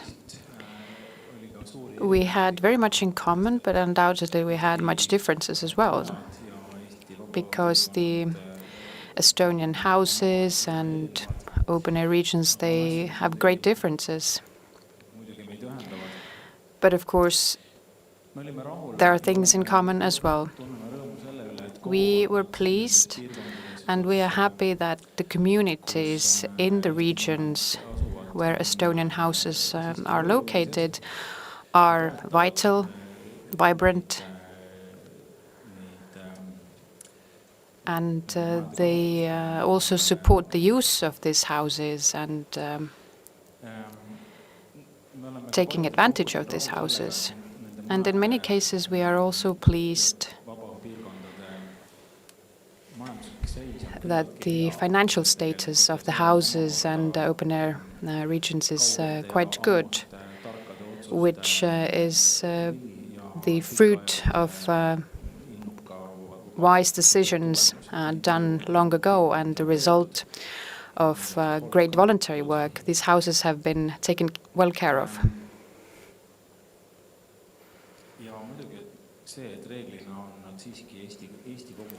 And of course, usually the Estonian communities or associations can use this either for free or for half the price. So the initial idea of the Estonian houses has been maintained.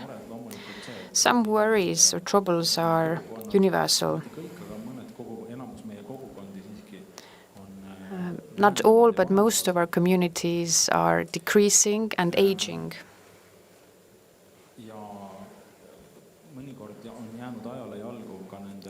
And sometimes the ownership structure of these organizations has become outdated, and perhaps there has been some sort of bureaucratic aging as well, because some are using legal forms that no longer exist nowadays, and the transition from one form to another, renewal and updating is quite slow and difficult. For example, joining the Toronto, for example, what the Toronto and Stockholm Estonian houses are doing. And of course, some brought out conflicts or disagreements between those who use the house and the owners, or within the community. That has also always been a problem. But what are the solutions that but before I go to the solutions, one universal worry is that many Estonian houses have the wrong location. There are regions where we have no Estonian houses. For example, the majority of Finland, even well, in Helsinki there is an Estonian house. Maybe that's conditional somewhat. But there are regions where there are relatively large Estonian communities, but they don't have any place to come together. For example, Perth was given as an example. But we have Estonian houses in places where communities are small and they are no longer as active. And this is a general trend that should be observed to see what it actually means. But what might the solutions be? Nobody actually expects that the Estonian state would come and financially support these Estonian houses. And so the project of Keskus in Toronto is something which is not typical support for one activity, but it's in order to implement one big change. But still, the state could see if there is any chances to do something. For example, cooperation with companies or chambers of commerce, find these find these opportunities for cooperation. And so these were some of the thoughts that we had. And another idea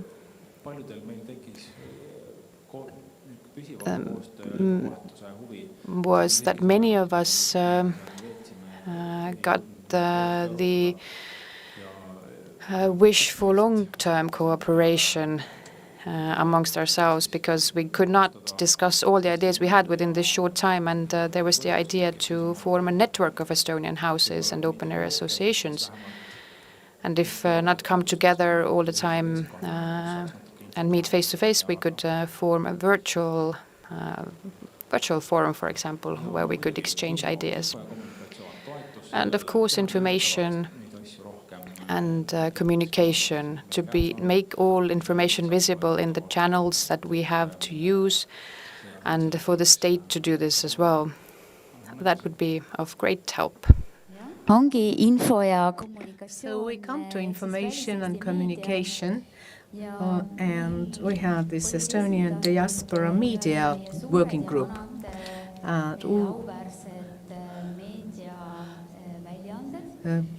Our media publications were represented: Vaba Eesti Sõna in the States, Eesti Elu in Canada, Vaba Eesti Rada in Germany, Rahvuslik Kontakt in Sweden, and also a Swiss publication. Was it Mägi ja Meri, The Hill and the Sea? So new publications emerge as well, so it's not a final list. I'm sure there's more of them and smaller of them. I just listed most of the major ones and the oldest ones. Eesti Elu and Vaba Eesti Sõna are actually the only newspapers that continue to be published on a weekly basis, on a bi-weekly basis, and the largest and strongest publication is Eesti Elu in Canada, so we have to give them a real round of applause because they still publish their newspaper on a weekly basis.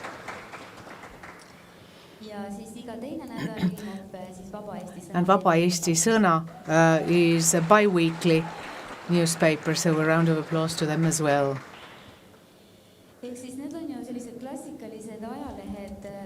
These are classical newspapers where you can read information about the deceased persons, 1944. So what is the most important thing for people? Then they open up the back pages of the newspaper. So, and it is very difficult to give this, do these memorial notices as well. And I asked the people who were involved in publishing these newspapers, the answers from Canada and USA were that they definitely are going to continue. They have their own resources. They do not depend on subsidies. And this important idea came out here. So when we have this call for applications or proposals, then we should make a distinction so that the newspapers and magazines that have been published since 1945 or even more or even longer, then this is not a project. This is definitely not just a single project, and it cannot depend on this one-time subsidy or support or grant.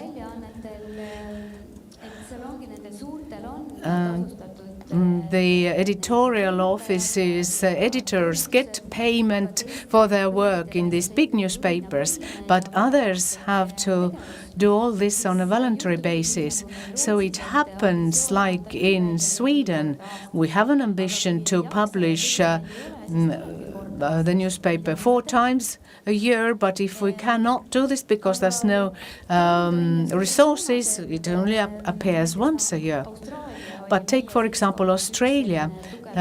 It was a strong example about Australia that these journals or magazines that get published, at present they are moving towards being closed on paper, so we are left with digital communication. And the big difference between digital and paper versions is that what is left from us, the paper versions will be archived, and they are an indication of our activities as an ethnic minority.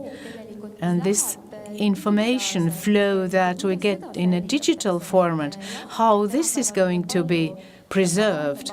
Obviously, there's data banks there today, and it is easier to make searches there, but these are different things. And so when we have to think what the consequences are for the communities when we either support something or decide not to.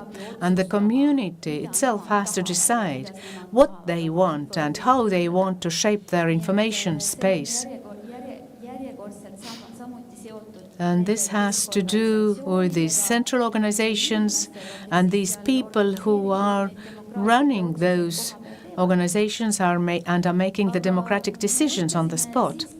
But then we thought that about inputs for this action plan, new action plan, so that we thought that this Global Estonian, the central digital platform, we could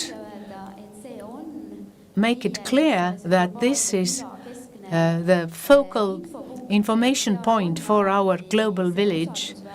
You can always get reliable information from this, so when you are looking for something, this is the place to turn to. So let's support this together and find out what is still lacking there and what could be made better there. And we also thought that the diaspora media network should be made visible separately there, so that we have this kind of information bank or bank of resources, actually, we decided to call it, so that there's information about the people and contacts who are behind these publications, translators, editors, and in which languages or in what fields these people are ready to help. And also we could have these joint photo banks. If you need to get some photos to illustrate your articles, you can turn to this resource. And when I mentioned editors and translators, then I would like to ask for a round of applause to Siiri Iismaa. Are you here, Siiri?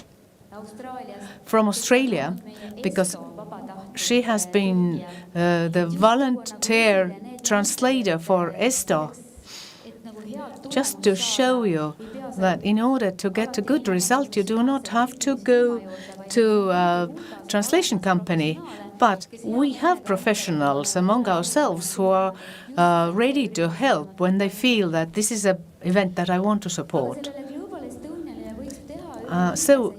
We could have an interface to this Global Estonian platform, so that we could have some kind of a forum there, so that the people who are active in this global village could have discussions on issues that are of interest to them. Weaknesses, and many didn't even know that it existed, namely the Global Estonian Business Network in LinkedIn. Those in our group, of those, only very few people had learned about or heard about this and had used it. But as a result of today's discussions, we can start using LinkedIn more, which is the place where professionals meet up, because we do have many professionals among ourselves. Speaking about ESTO and all the other media publications, these are professionals who are running their these businesses, so they should be also included in this network. And many did not know that the Global Estonian website makes it possible to read a newspaper in 2 languages, or you can download it as well. And even we did not know who these people were who were putting this together, and on the basis of what they were making their choices of what to be included in their newsletter. So those of us who are dealing with these information issues, we could have some kind of annual plan, so that we could also help along and think what could be included. Cooperation with the Estonian national broadcasting company, Eesti Rahvusringhääling, because this is not going well today. At one point, this person is not too well known in order to have a piece of news about his leaving or passing. or some kind of horrible terror accident should have happened so that it could be covered. So the cooperation with the national broadcasting company could be better, and this could be written into the action plan as well. And another proposal was made. Eesti Elu newspaper has this a calendar book. Who knows what this is? Put up your hands. Kalender, tähtraamat. It is a calendar that includes all the Estonian societies by countries, and the contact data get renewed on an annual basis. So this could also be included.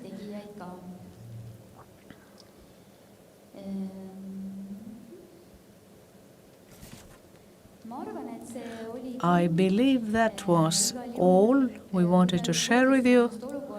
And when we were thinking about how things were when we were organizing the previous ESTO, and we were thinking about communication and media and information, so the situation in 2025 is so much better in comparison with 2019.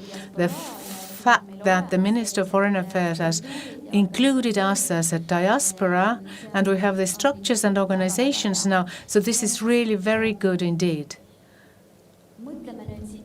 So let's take it from here, how we can make things even better in 5 years' time when we have the next ESTO.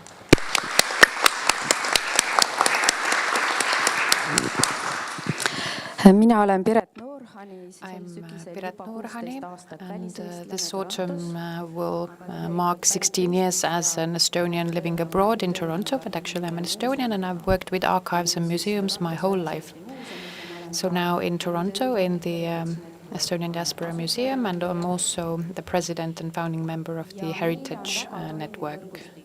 And we have a very functional network, could be said. Well, we started 20 years ago when we brought together the Estonian, the representatives of memory institutes in Estonian who were working with Estonians abroad in one way or the other. And we also gave our contacts with Estonians living abroad, because the National Museum didn't know what the Literary Museum is doing, the Literary Museum had no idea what the National Archive is doing, and the least information we had about what the Global Estonians are doing. And that's where we launched the network. The non-profit organization was founded at the beginning of the 2000s, and our first meeting was in 2006. Professionals from Estonians, academic researchers, movie makers, artists all come together. So we're a very diverse group of people. And looking back at this 20 years, the situation has changed drastically. We have very rich collections in Estonia as well as abroad. We have a much more clear picture of the materials that we have in Estonia and abroad. Well, work with archives is endless. It will never be completed, but we have polter.net, which is an information portal where you can receive information about these collections and many more useful things. And we have created a community of very dedicated memory people. It, for us, feels like family. We meet annually, at least, if not more often. And it's an amazing group of people. A positive aspect outlined was also that the community feels how memory and interest in language and culture still remains. No matter what the knowledge about the language and culture is, there is still this natural interest in people, and I think it's a value of its own. We have also seen an increase in academic interest. When we started, then in the Literary Museum, where many researchers of Estonian literature came, they were very eager to study these topics, but there were no historians who were interested in expatriates or Estonians abroad. And we heard that two topics about global Estonians were master's thesis this spring. So growing this interest in memory has also been one of our aims, and in cooperation with the university, this has also been a success. And it would not be possible without support by the state. So the Global Estonian Development Action Plan is what helps us. The amounts to our field have not been big, but with the small amount that we get, we have done a lot of necessary work. And we have reliable institutions in Estonia and abroad. And as communities, we've come closer to each other at home and abroad. So in this 20 years, we've increased the capital of trust. Archives is a very sensitive area, and you cannot do this work without mutual trust.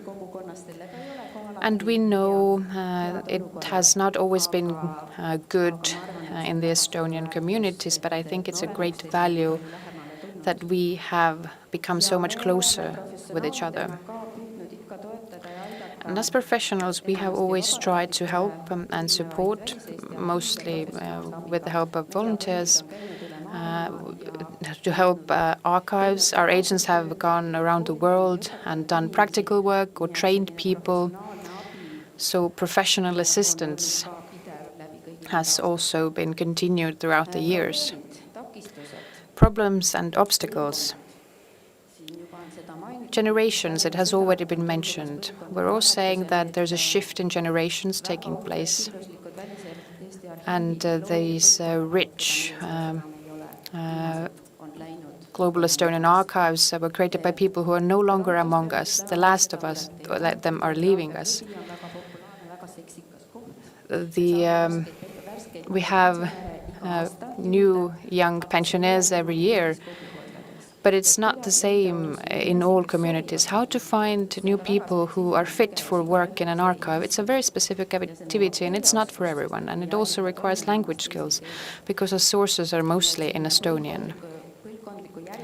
So generational continuity is a bit of a problem. It's also a management problem, because often you have a strong leader, and once the leader goes away, it's a sort of confusion and chaos of who will take over. Also, something that Sirle mentioned is keeping our thing on the agenda also in media and in a wider spectrum. We're also worried about the funding in the next period. Will the funding remain the same? Will there be less funding? And the recommendation was to make yourselves more visible, but it's difficult to be visible if the Estonian media is only interested in scandals and not interested in what great work the global Estonians are doing by preserving the heritage. So we have to be more creative, to present our topics in a more breaking way.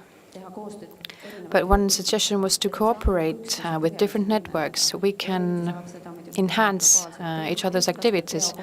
Of course, this can mainly be done by the Global Estonian headquarters. All of us have our own tools, our own channels for this, but we can definitely enhance cooperation between the networks. Many are troubled by lack of space, lack of facilities. Our facilities are so filled that we have to move out our archive. It will be a multi-million renovation work to fit everything, and this includes 800 boxes of archive material from the old Estonian house. These are right now in a temporary repository because we could not fit them anywhere. So we are really looking forward to Keskus in Toronto being prepared so that we can move forward with our archive in Toronto. Young researchers, but not only young researchers, complain that it's expensive and difficult to study expatriates, Estonian expatriates. It's difficult to travel so far, and it's costly. And one idea that we had, all communities have their own sources of funding. Perhaps we might consider that if we see that young people have an academic interest, we might create scholarships that enable them to travel to these locations where the sources are. Do fieldwork, interview people, collect more material. Academic researchers are also the greatest friends of the archives. They realize what the value of materials are. They are good at collecting the materials. And if you're still not aware, then in our portal we have a spreadsheet table which is annually updated about which materials have been sent to the domestic archives here in Estonia from international Estonian archives. So you can check this portal out. There's a lot more useful information there. And more opportunities or tasks for the future. Continued funding is really necessary. We understand it's a crisis situation. Security is the #1 topic. But if you have short-term disruptions at work all the time, it could be fatal. People might just move forward to other activities. So we really ask that you find the opportunities to continue supporting our projects. We also intend to find, so to say, third sources, which we have not used for funding yet. There was talk of hubs who provide scholarships, Erasmus that supports researchers, and different countries have national funds and financing. But this requires people who are able to write these applications for funding. But there are possibilities.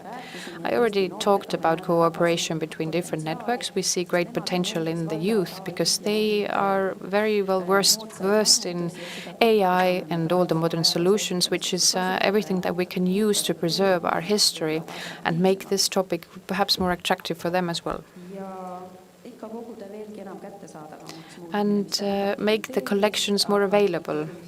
This means digitization, but this has to be preceded by classification, systematization. Otherwise, you have a chaotic bundle of files that nobody knows what to do with. We need to educate people in the places on how to actually work in archives, and we are always prepared to do this and to provide the assistance. And perhaps one idea of study of archives in schools, and this also meant Estonian schools abroad. So if you have an archive in your community, perhaps you could create cooperation with schools to make this learning a bit more interactive. And the Estonian Association of History Teachers organizes an essay contest, which teaches the young people how to collect materials, how to write research. And we've also been doing this in Canada. And we have a teacher here from Canada whose students always participate in this contest. These are small things, but people feel like they contribute and they are being part of the activity by this. So we can help organize global collection activities. And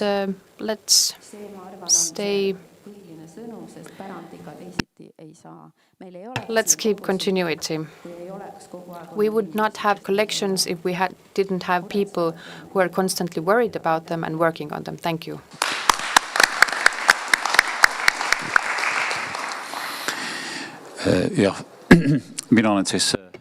My name is Ove Sander, and our workshop was speaking about Estonian churches and congregations abroad.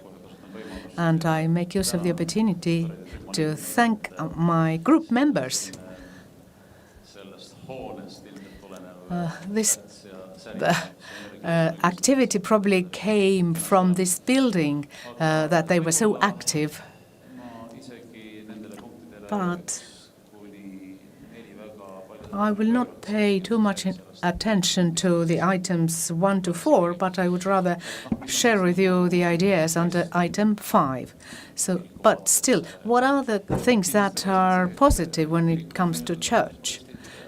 Namely, the church does exist outside Estonia, and it's not self-evident actually, because you could join abroad a local church. For example, in England, we have agreements with the English churches, so that it's quite easy to become member of their congregations. But the fact is that we have smaller and larger congregations abroad.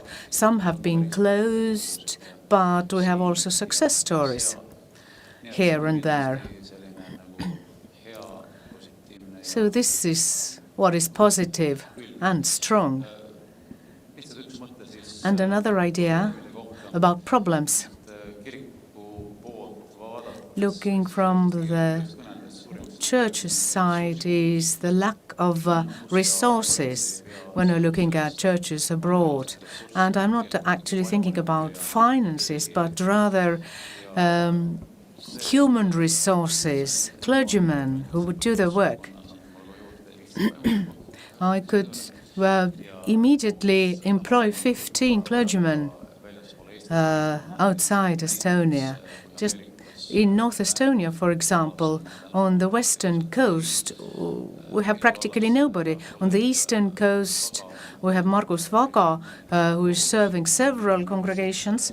But when we are thinking of the new places where Estonians gather, for example, in Florida and Chicago has seen more Estonians arriving.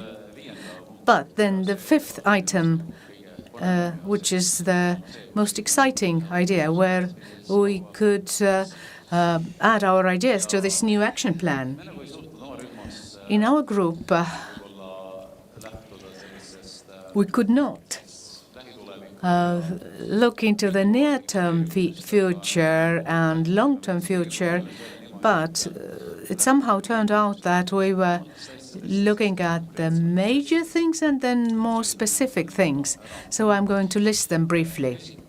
First, we came to the common conclusion that the church outside Estonia could have a body or a network or a structure, whether it be a bishopry or synod or whatever it is, because life has shown that this is necessary.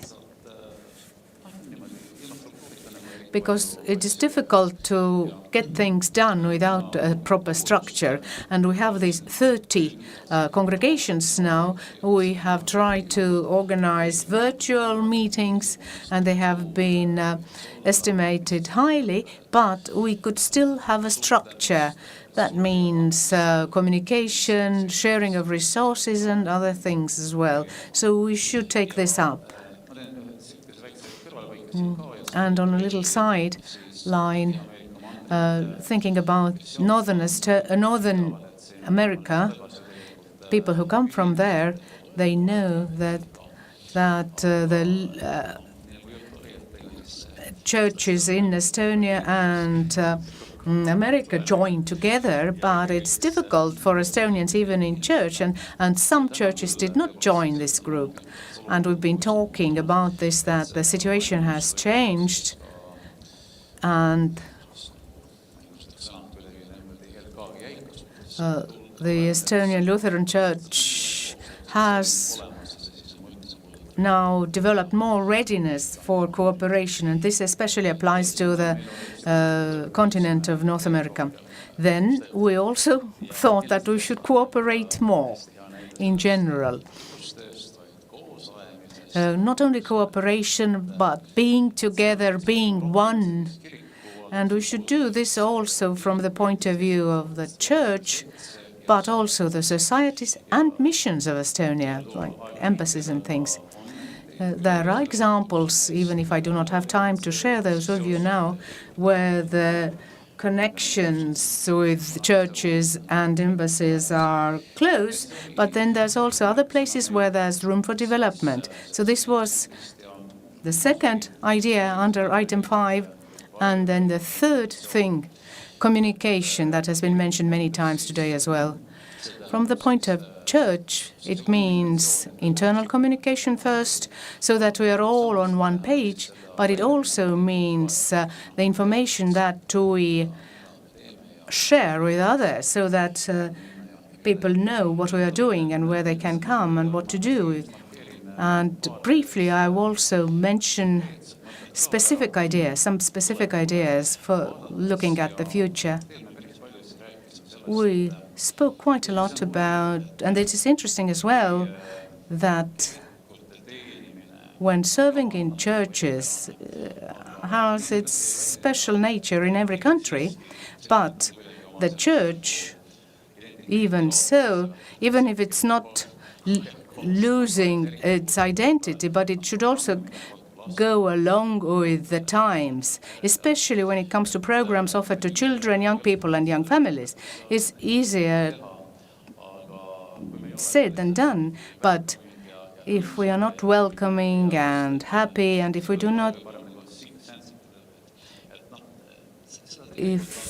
are not sensitive to this, well, we need to have this, and that would put a stop to a decrease in our numbers. I'll give you an Estonian example. Järva region is the only region where the congregation is growing because they are focusing on families and communities. This is very important. And we also discussed the fact that the church could also offer more support to those who come to live outside Estonia. This has been traditionally like that during the first wave of arrivals as well. And thirdly, I don't know whether you've heard or not, the Estonian Lutheran Church is putting together a new songbook, a book of hymns. When I said that church is not a means of communication, but rather foundation for everything. So it would really bring together our people all across the world, and we should think what we could do so that this book of hymns would be ready soon. And someone asked me, is the church going to be there?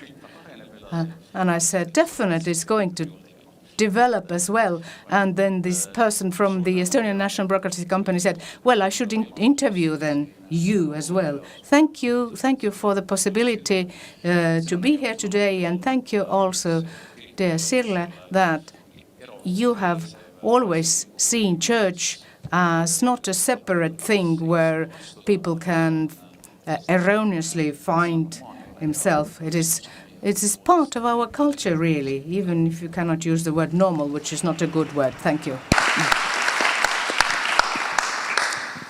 Nii, tere. Mina olen Kadri.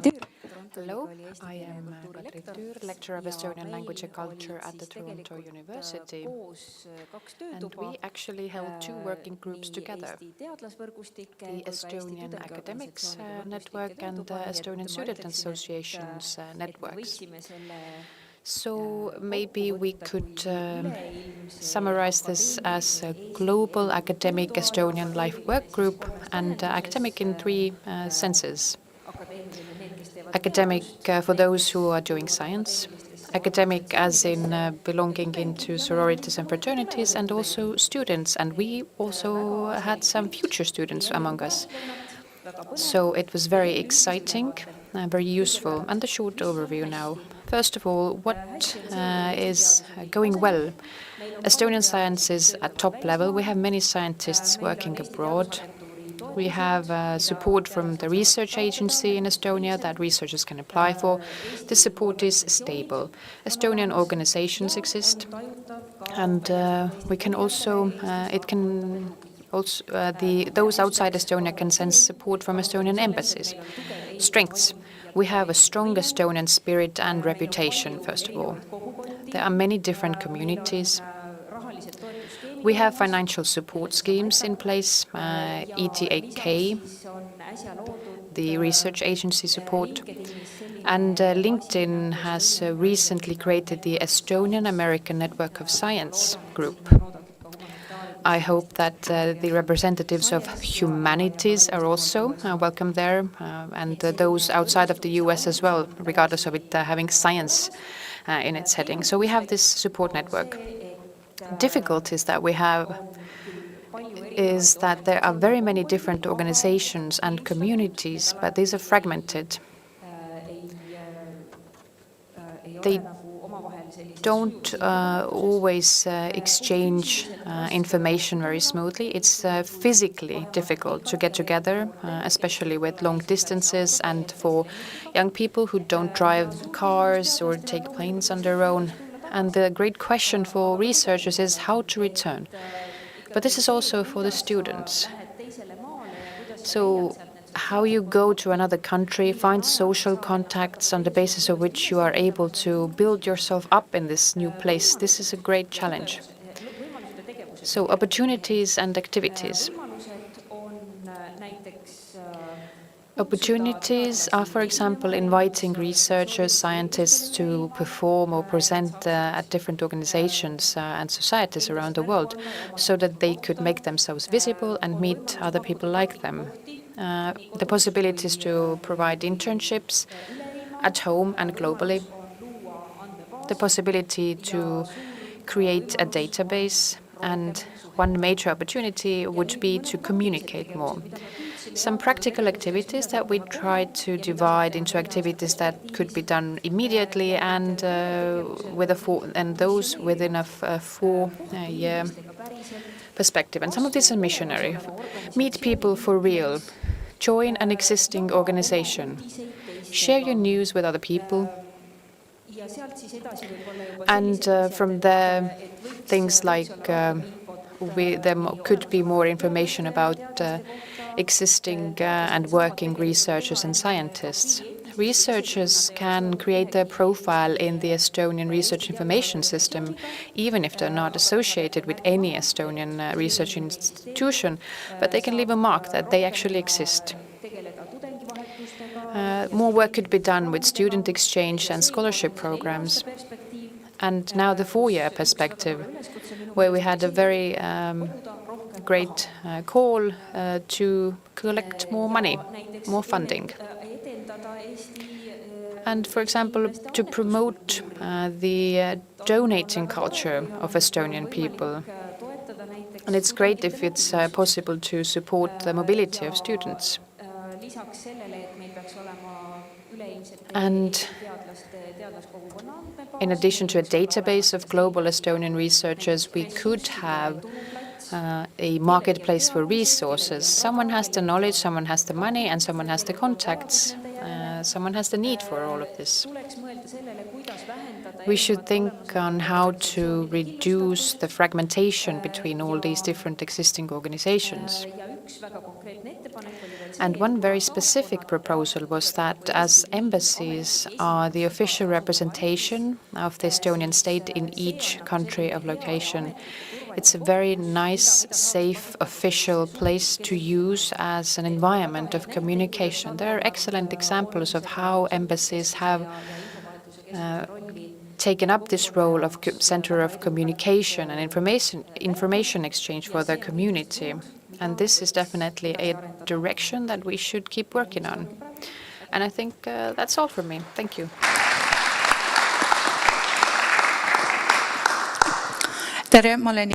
My name is Ingrid Silm. I come from Toronto, and I'm the conductor for Estonia Choir and also chairman of the Estonian Singer Society in North America. So I could represent the group of Estonian folk culture abroad. We had a long discussion because everybody was so interested in this subject, and the general ideas that came out, positive. There's a lot of energy. When it comes to culture, we were speaking about theater, dance, choirs, and ethnographic activities. We have also not only the so-called old Estonians, but also new Estonians. There are also Estonians who do not speak Estonian, because there's quite a number of people like that in North America. And I also call them Estophiles, who are friends of Estonia, interested in the Estonian culture, and participate in Estonian activities. And the most important of them is that the young people are still interested in our activities, especially when in the years of the song and dance festivals. Then the groups become larger and larger, so that people can come to the song and dance festival, and hopefully they could remain after the festival as well. We have better communication abilities than before. We can use Zoom, or we can share information very well, a lot better than in the old times where you were sitting and dialing numbers and calling your friends one at a time. And we can also advertise our activities to show that we exist and bring people together to our activities. This has become better than ever before. And we do have resources that help us. Some Estonia houses, for example, allow us to use their premises. Then we have a folk costumes collection that people can borrow from. So when they go to the festival, they can use those. And this is great for children, especially because they grow so fast. And another thing that it is also very good to practice Estonian in our groups, because usually in everyday life you use the language of the country where you're living, but in these groups you can practice your Estonian. But then you got a different idea. Well, we can also be multilingual or bilingual, and we could practice several languages or 2 languages better.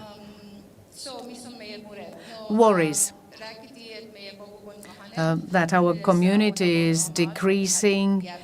Yeah, there's ever fewer people around. They get older. They pass away. That also means that we have fewer enthusiasts to organize things. And many people do not have resources. For example, they do not have a place where to practice, to find some premises where to practice, or to pay rent sometimes. So this is a thing to be dealt with. Another major issue came up as well. Many communities are interested in creating new groups, but they do not have study materials or materials that they could use to get going. For example, they wanted to create a folk dance group. Where's the music? Where's the dances? Where are the videos that we can look at and practice and start developing this folk dance group? Opportunities are numerous. Technology helps a lot. Do we have the videos? Do we have the sources of communication? Whether they are other resources, technical resources that we can use. Now they are so much more accessible nowadays. And we are very happy about cooperation with the local groups, for example, the Baltic concerts with 3-4 choirs from every country, or folk dance groups. Estonians, locals, local choirs. So they are also happy to come together and cooperate with also groups coming from Estonia. For example, we had 2 choirs from Tartu and Tallinn in Toronto last year, so we could organize a song festival. In older times, these projects could not be organized at all, but now they are quite usual.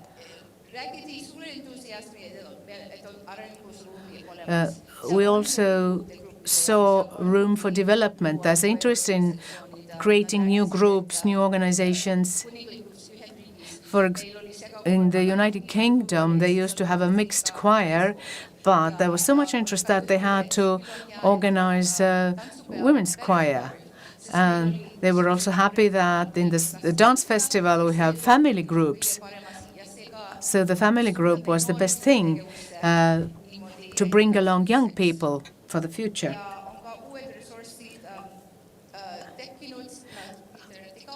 We have also new resources via the network, internet, or closer cooperation and communication. So that would help.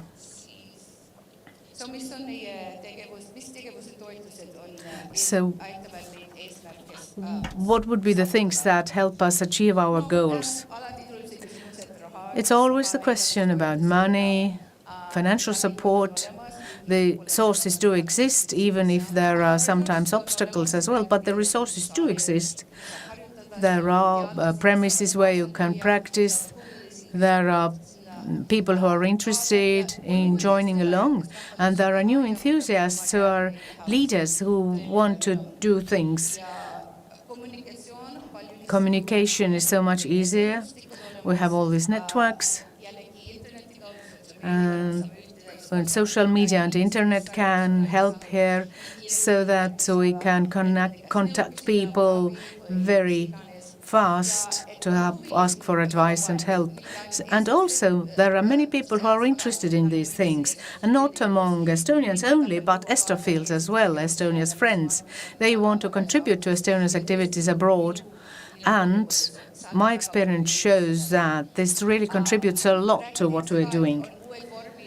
Also, there's new forms of doing things, like this family dance group, for example, that did not exist before. And that means that the groups had mothers and fathers and children. They did not know into which group to go, but now they can go to the dance festival. And there's also new opportunities for the theater and choirs.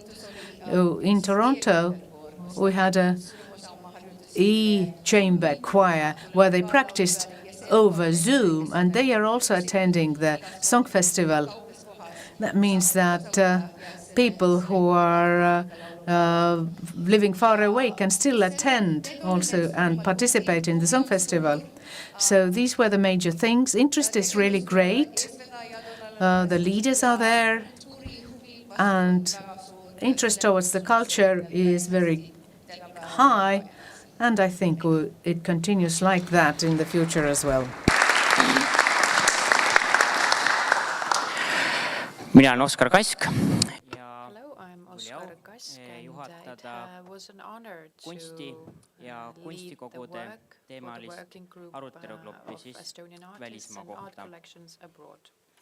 Ja mind siis seob kunstiga see, What ties me to art is that I'm studying architecture at the Estonian Academy of Arts, and for nearly 2 years I have mainly been working with Sweden and art collections of students and their fate. And inspired by this, I have also been working with the works of Herman Talvik and Eugen Kasalo. What's going well in art, and what are our strengths? From the 1940s and 50s, we had cooperation between artists abroad, and so in the communities abroad, there are strong and also professional art collections there.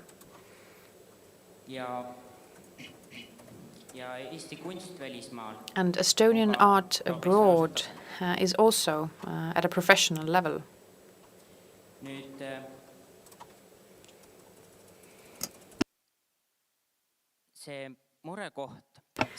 Now, what worries people here is that the work of mapping and the cooperation that has been done, its greatest contribution is a thing of the past.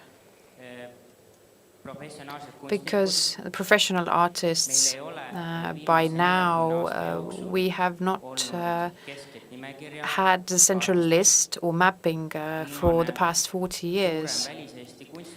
The last major expatriate Estonian art exhibition was at ESTO in the 1980s.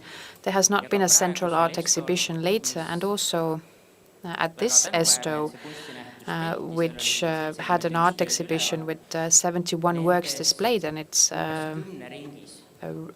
we are very grateful for this. But among 10 of these artists are still among us. The rest of the artists have unfortunately deceased. And what's important here is that we should start mapping.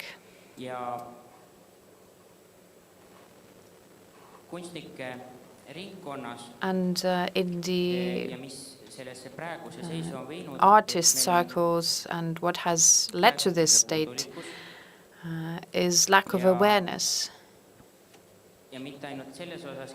And not regarding awareness of who of the artists are professionals, but also about art collections. The art collections abroad, the largest collection is held by the Estonian House in Stockholm. And the Estonian Cultural Group there organizes the artistic activities there. And in Toronto, we have the Estonian artists team there who is pooling this activity. But we don't really have a comprehensive overview of where we have Estonian art, how much the Estonian houses still own Estonian art or hold it, and what are the private collections like.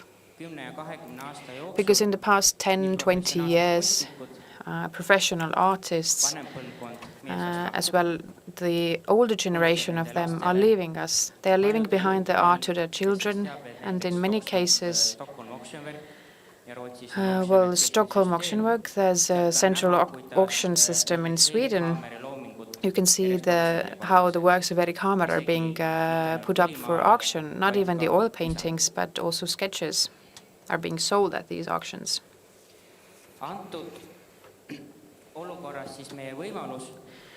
Our possibilities in this situation, well, it would be to improve the networks of artists. And for those who study art and art researchers, their opportunities for scholarships should be improved, and not only in the short term, for a week or for a month, but a longer term support or financing would be necessary. Because if you already have a network and group of friends around you, then perhaps in Sweden you are able to do something, but if in Canada or in Australia or the US, with a week, there's nothing you can do within a week.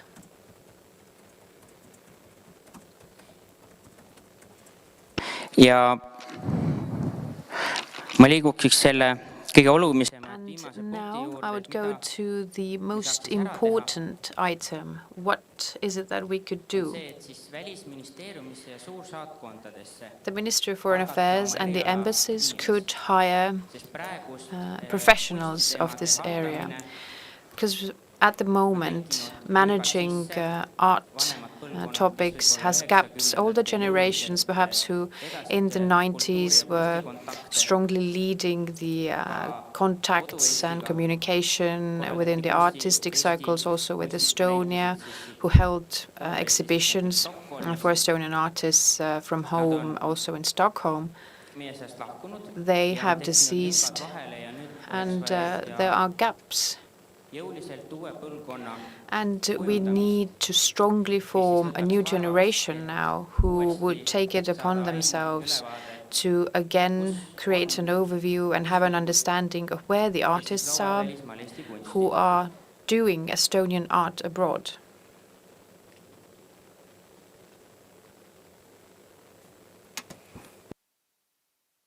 Ja kunstikogude ja kunstinäituste puhul siis And when it comes to art collections and art exhibitions that might raise awareness of art abroad, right now it's mainly the Estonian House in Stockholm, where since 1963 they are holding regular art exhibitions. But in Canada, as I said, we have the Estonian artists team in Toronto.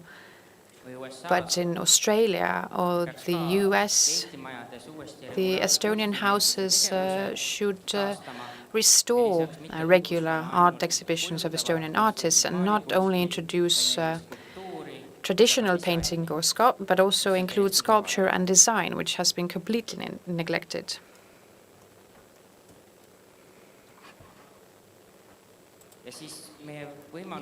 And regarding support or opportunities and what is most important in the short-term view is mapping art collections. Where the Estonian centers or Estonian houses have art collections, what has remained of these collections? If these have been dispersed, these should be put together again. We should go over lists of the works as well as what condition the works are in right now. Also, it's necessary to have to be aware of who are the Estonians who are doing art abroad at the moment. And Global Estonia or Estonia World could have a central internal website or an intranet that combines all Estonian artists abroad and their contacts, also curators, so that if necessary, they can be contacted and the Estonian art and culture more generally abroad could be introduced. In a long-term perspective, if there is the wish to create a museum for an artist or just cover what they're doing, then when it comes to catalogs or printed work, it's necessary to have support from the state, from the Estonian government.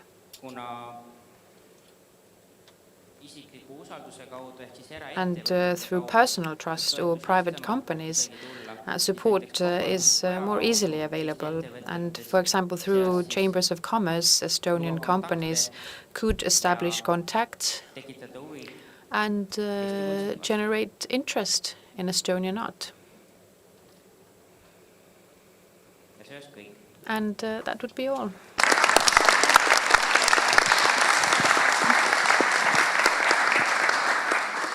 Mina olen Kadri.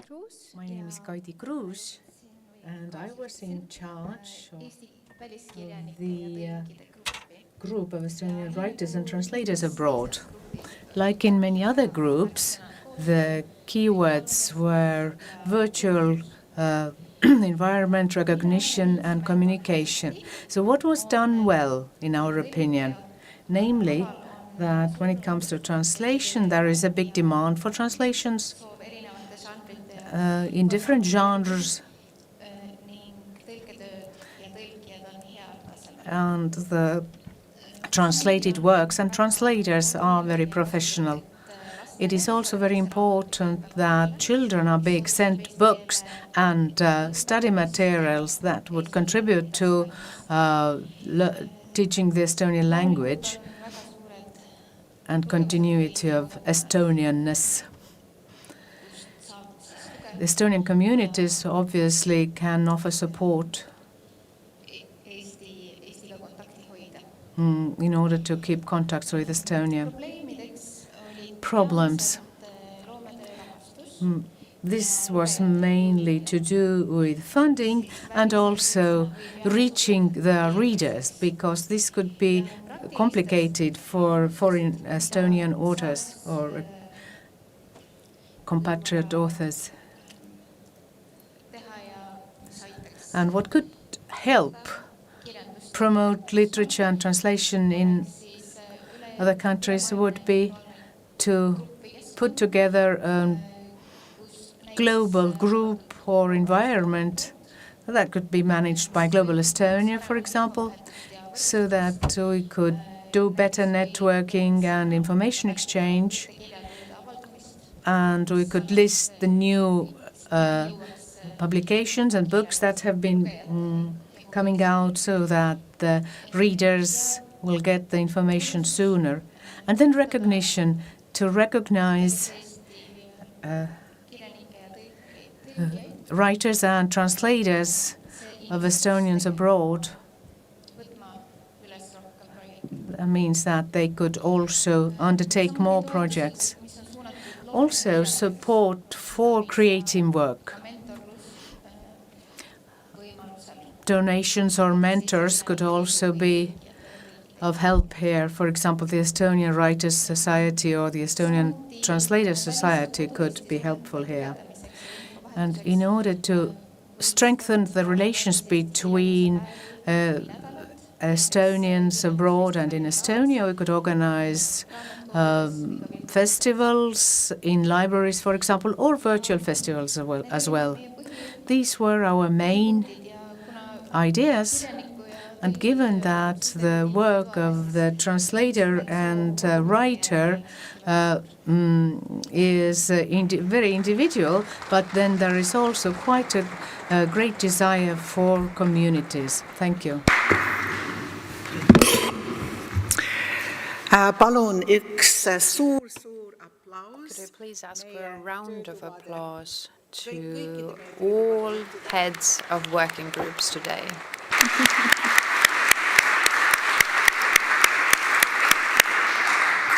Nad pühendasid aega juba. They have dedicated time already during meetings and trainings before coming here today. And it's big work, and you did a fantastic job at it. Of course, this event today would not have succeeded without all of you, because what we heard here today, this was input from you. This was your contribution, and as I already said, this is huge capital. And I will now try to go back a bit in the slides before we finish up. I hope that we were also able to achieve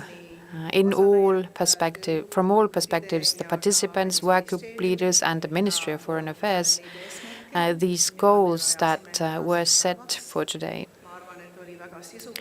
I think it was a very fruitful discussion in all the groups. And we cannot just keep this on paper and shove it away.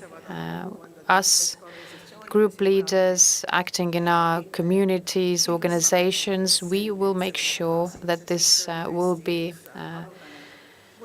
that work will continue with this, because it was a great opportunity to share our expectations, our worries and hopes, and also to get to know each other, because one word or one idea that was brought out by a lot of people was creating networks, listening to each other and cooperating. I hope this is only the beginning. And we have already achieved much within the past years, as we heard from many of the work groups. There are a few heartfelt thanks that I would like to say, because organizing an event like this, it requires a lot of work, time, and financial support. We are grateful to the Ministry of Finance for this. And I would like to thank the cooperation partner at the Ministry of Foreign Affairs, Marin Mõttus, the Ambassador at Large, and Lina, who have been our cooperation partner. And we had many trainees from the ministry who were of great help. I think there were in total 8 interns here. And Õnnela Maripuu, is she here right now? Õnnela, are you still working somewhere? I'm sure you saw them around. So a big thank you to all the trainees helping us. And of course, the minister had to leave long ago.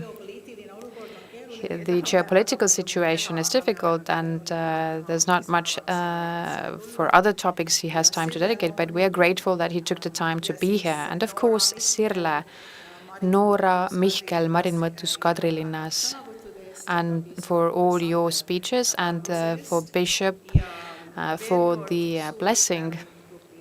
And again, a big thank you to the group leaders and all of you participants.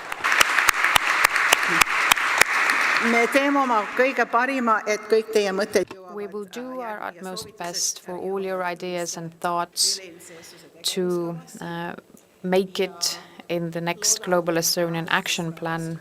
And I hope that this day has also set up lasting networks.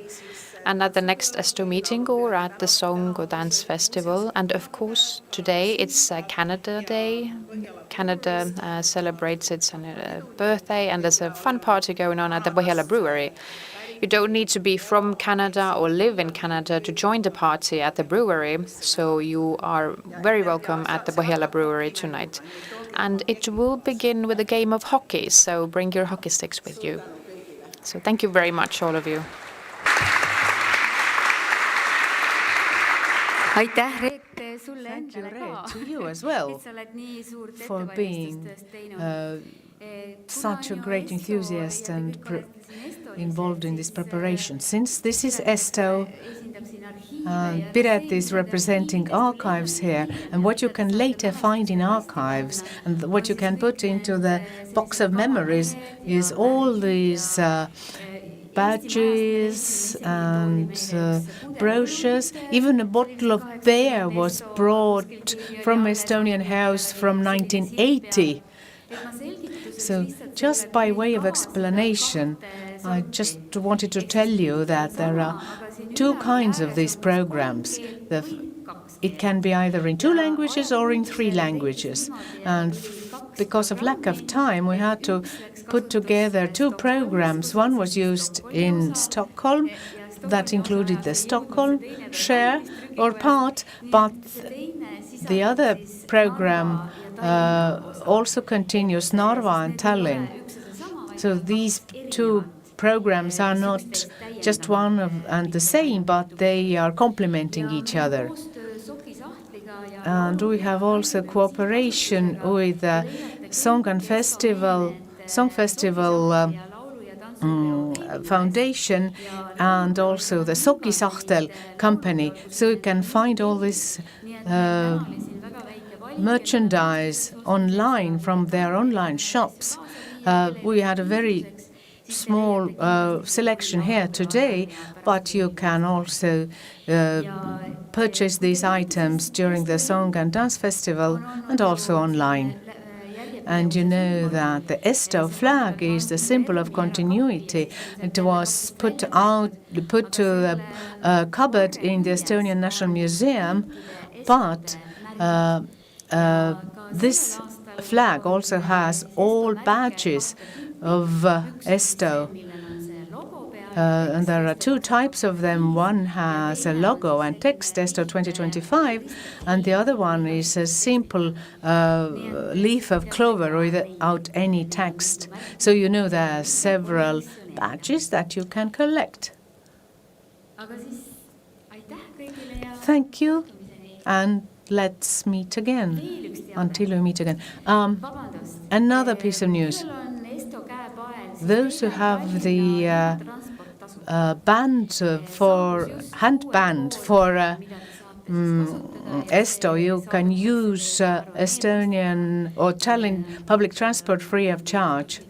So if you have questions, then you can ask questions, but you can take the tram or the bus without paying, and when the control comes, you can say that you have permission because you are a member of ESTO, and no one is going to fine you. Thank you.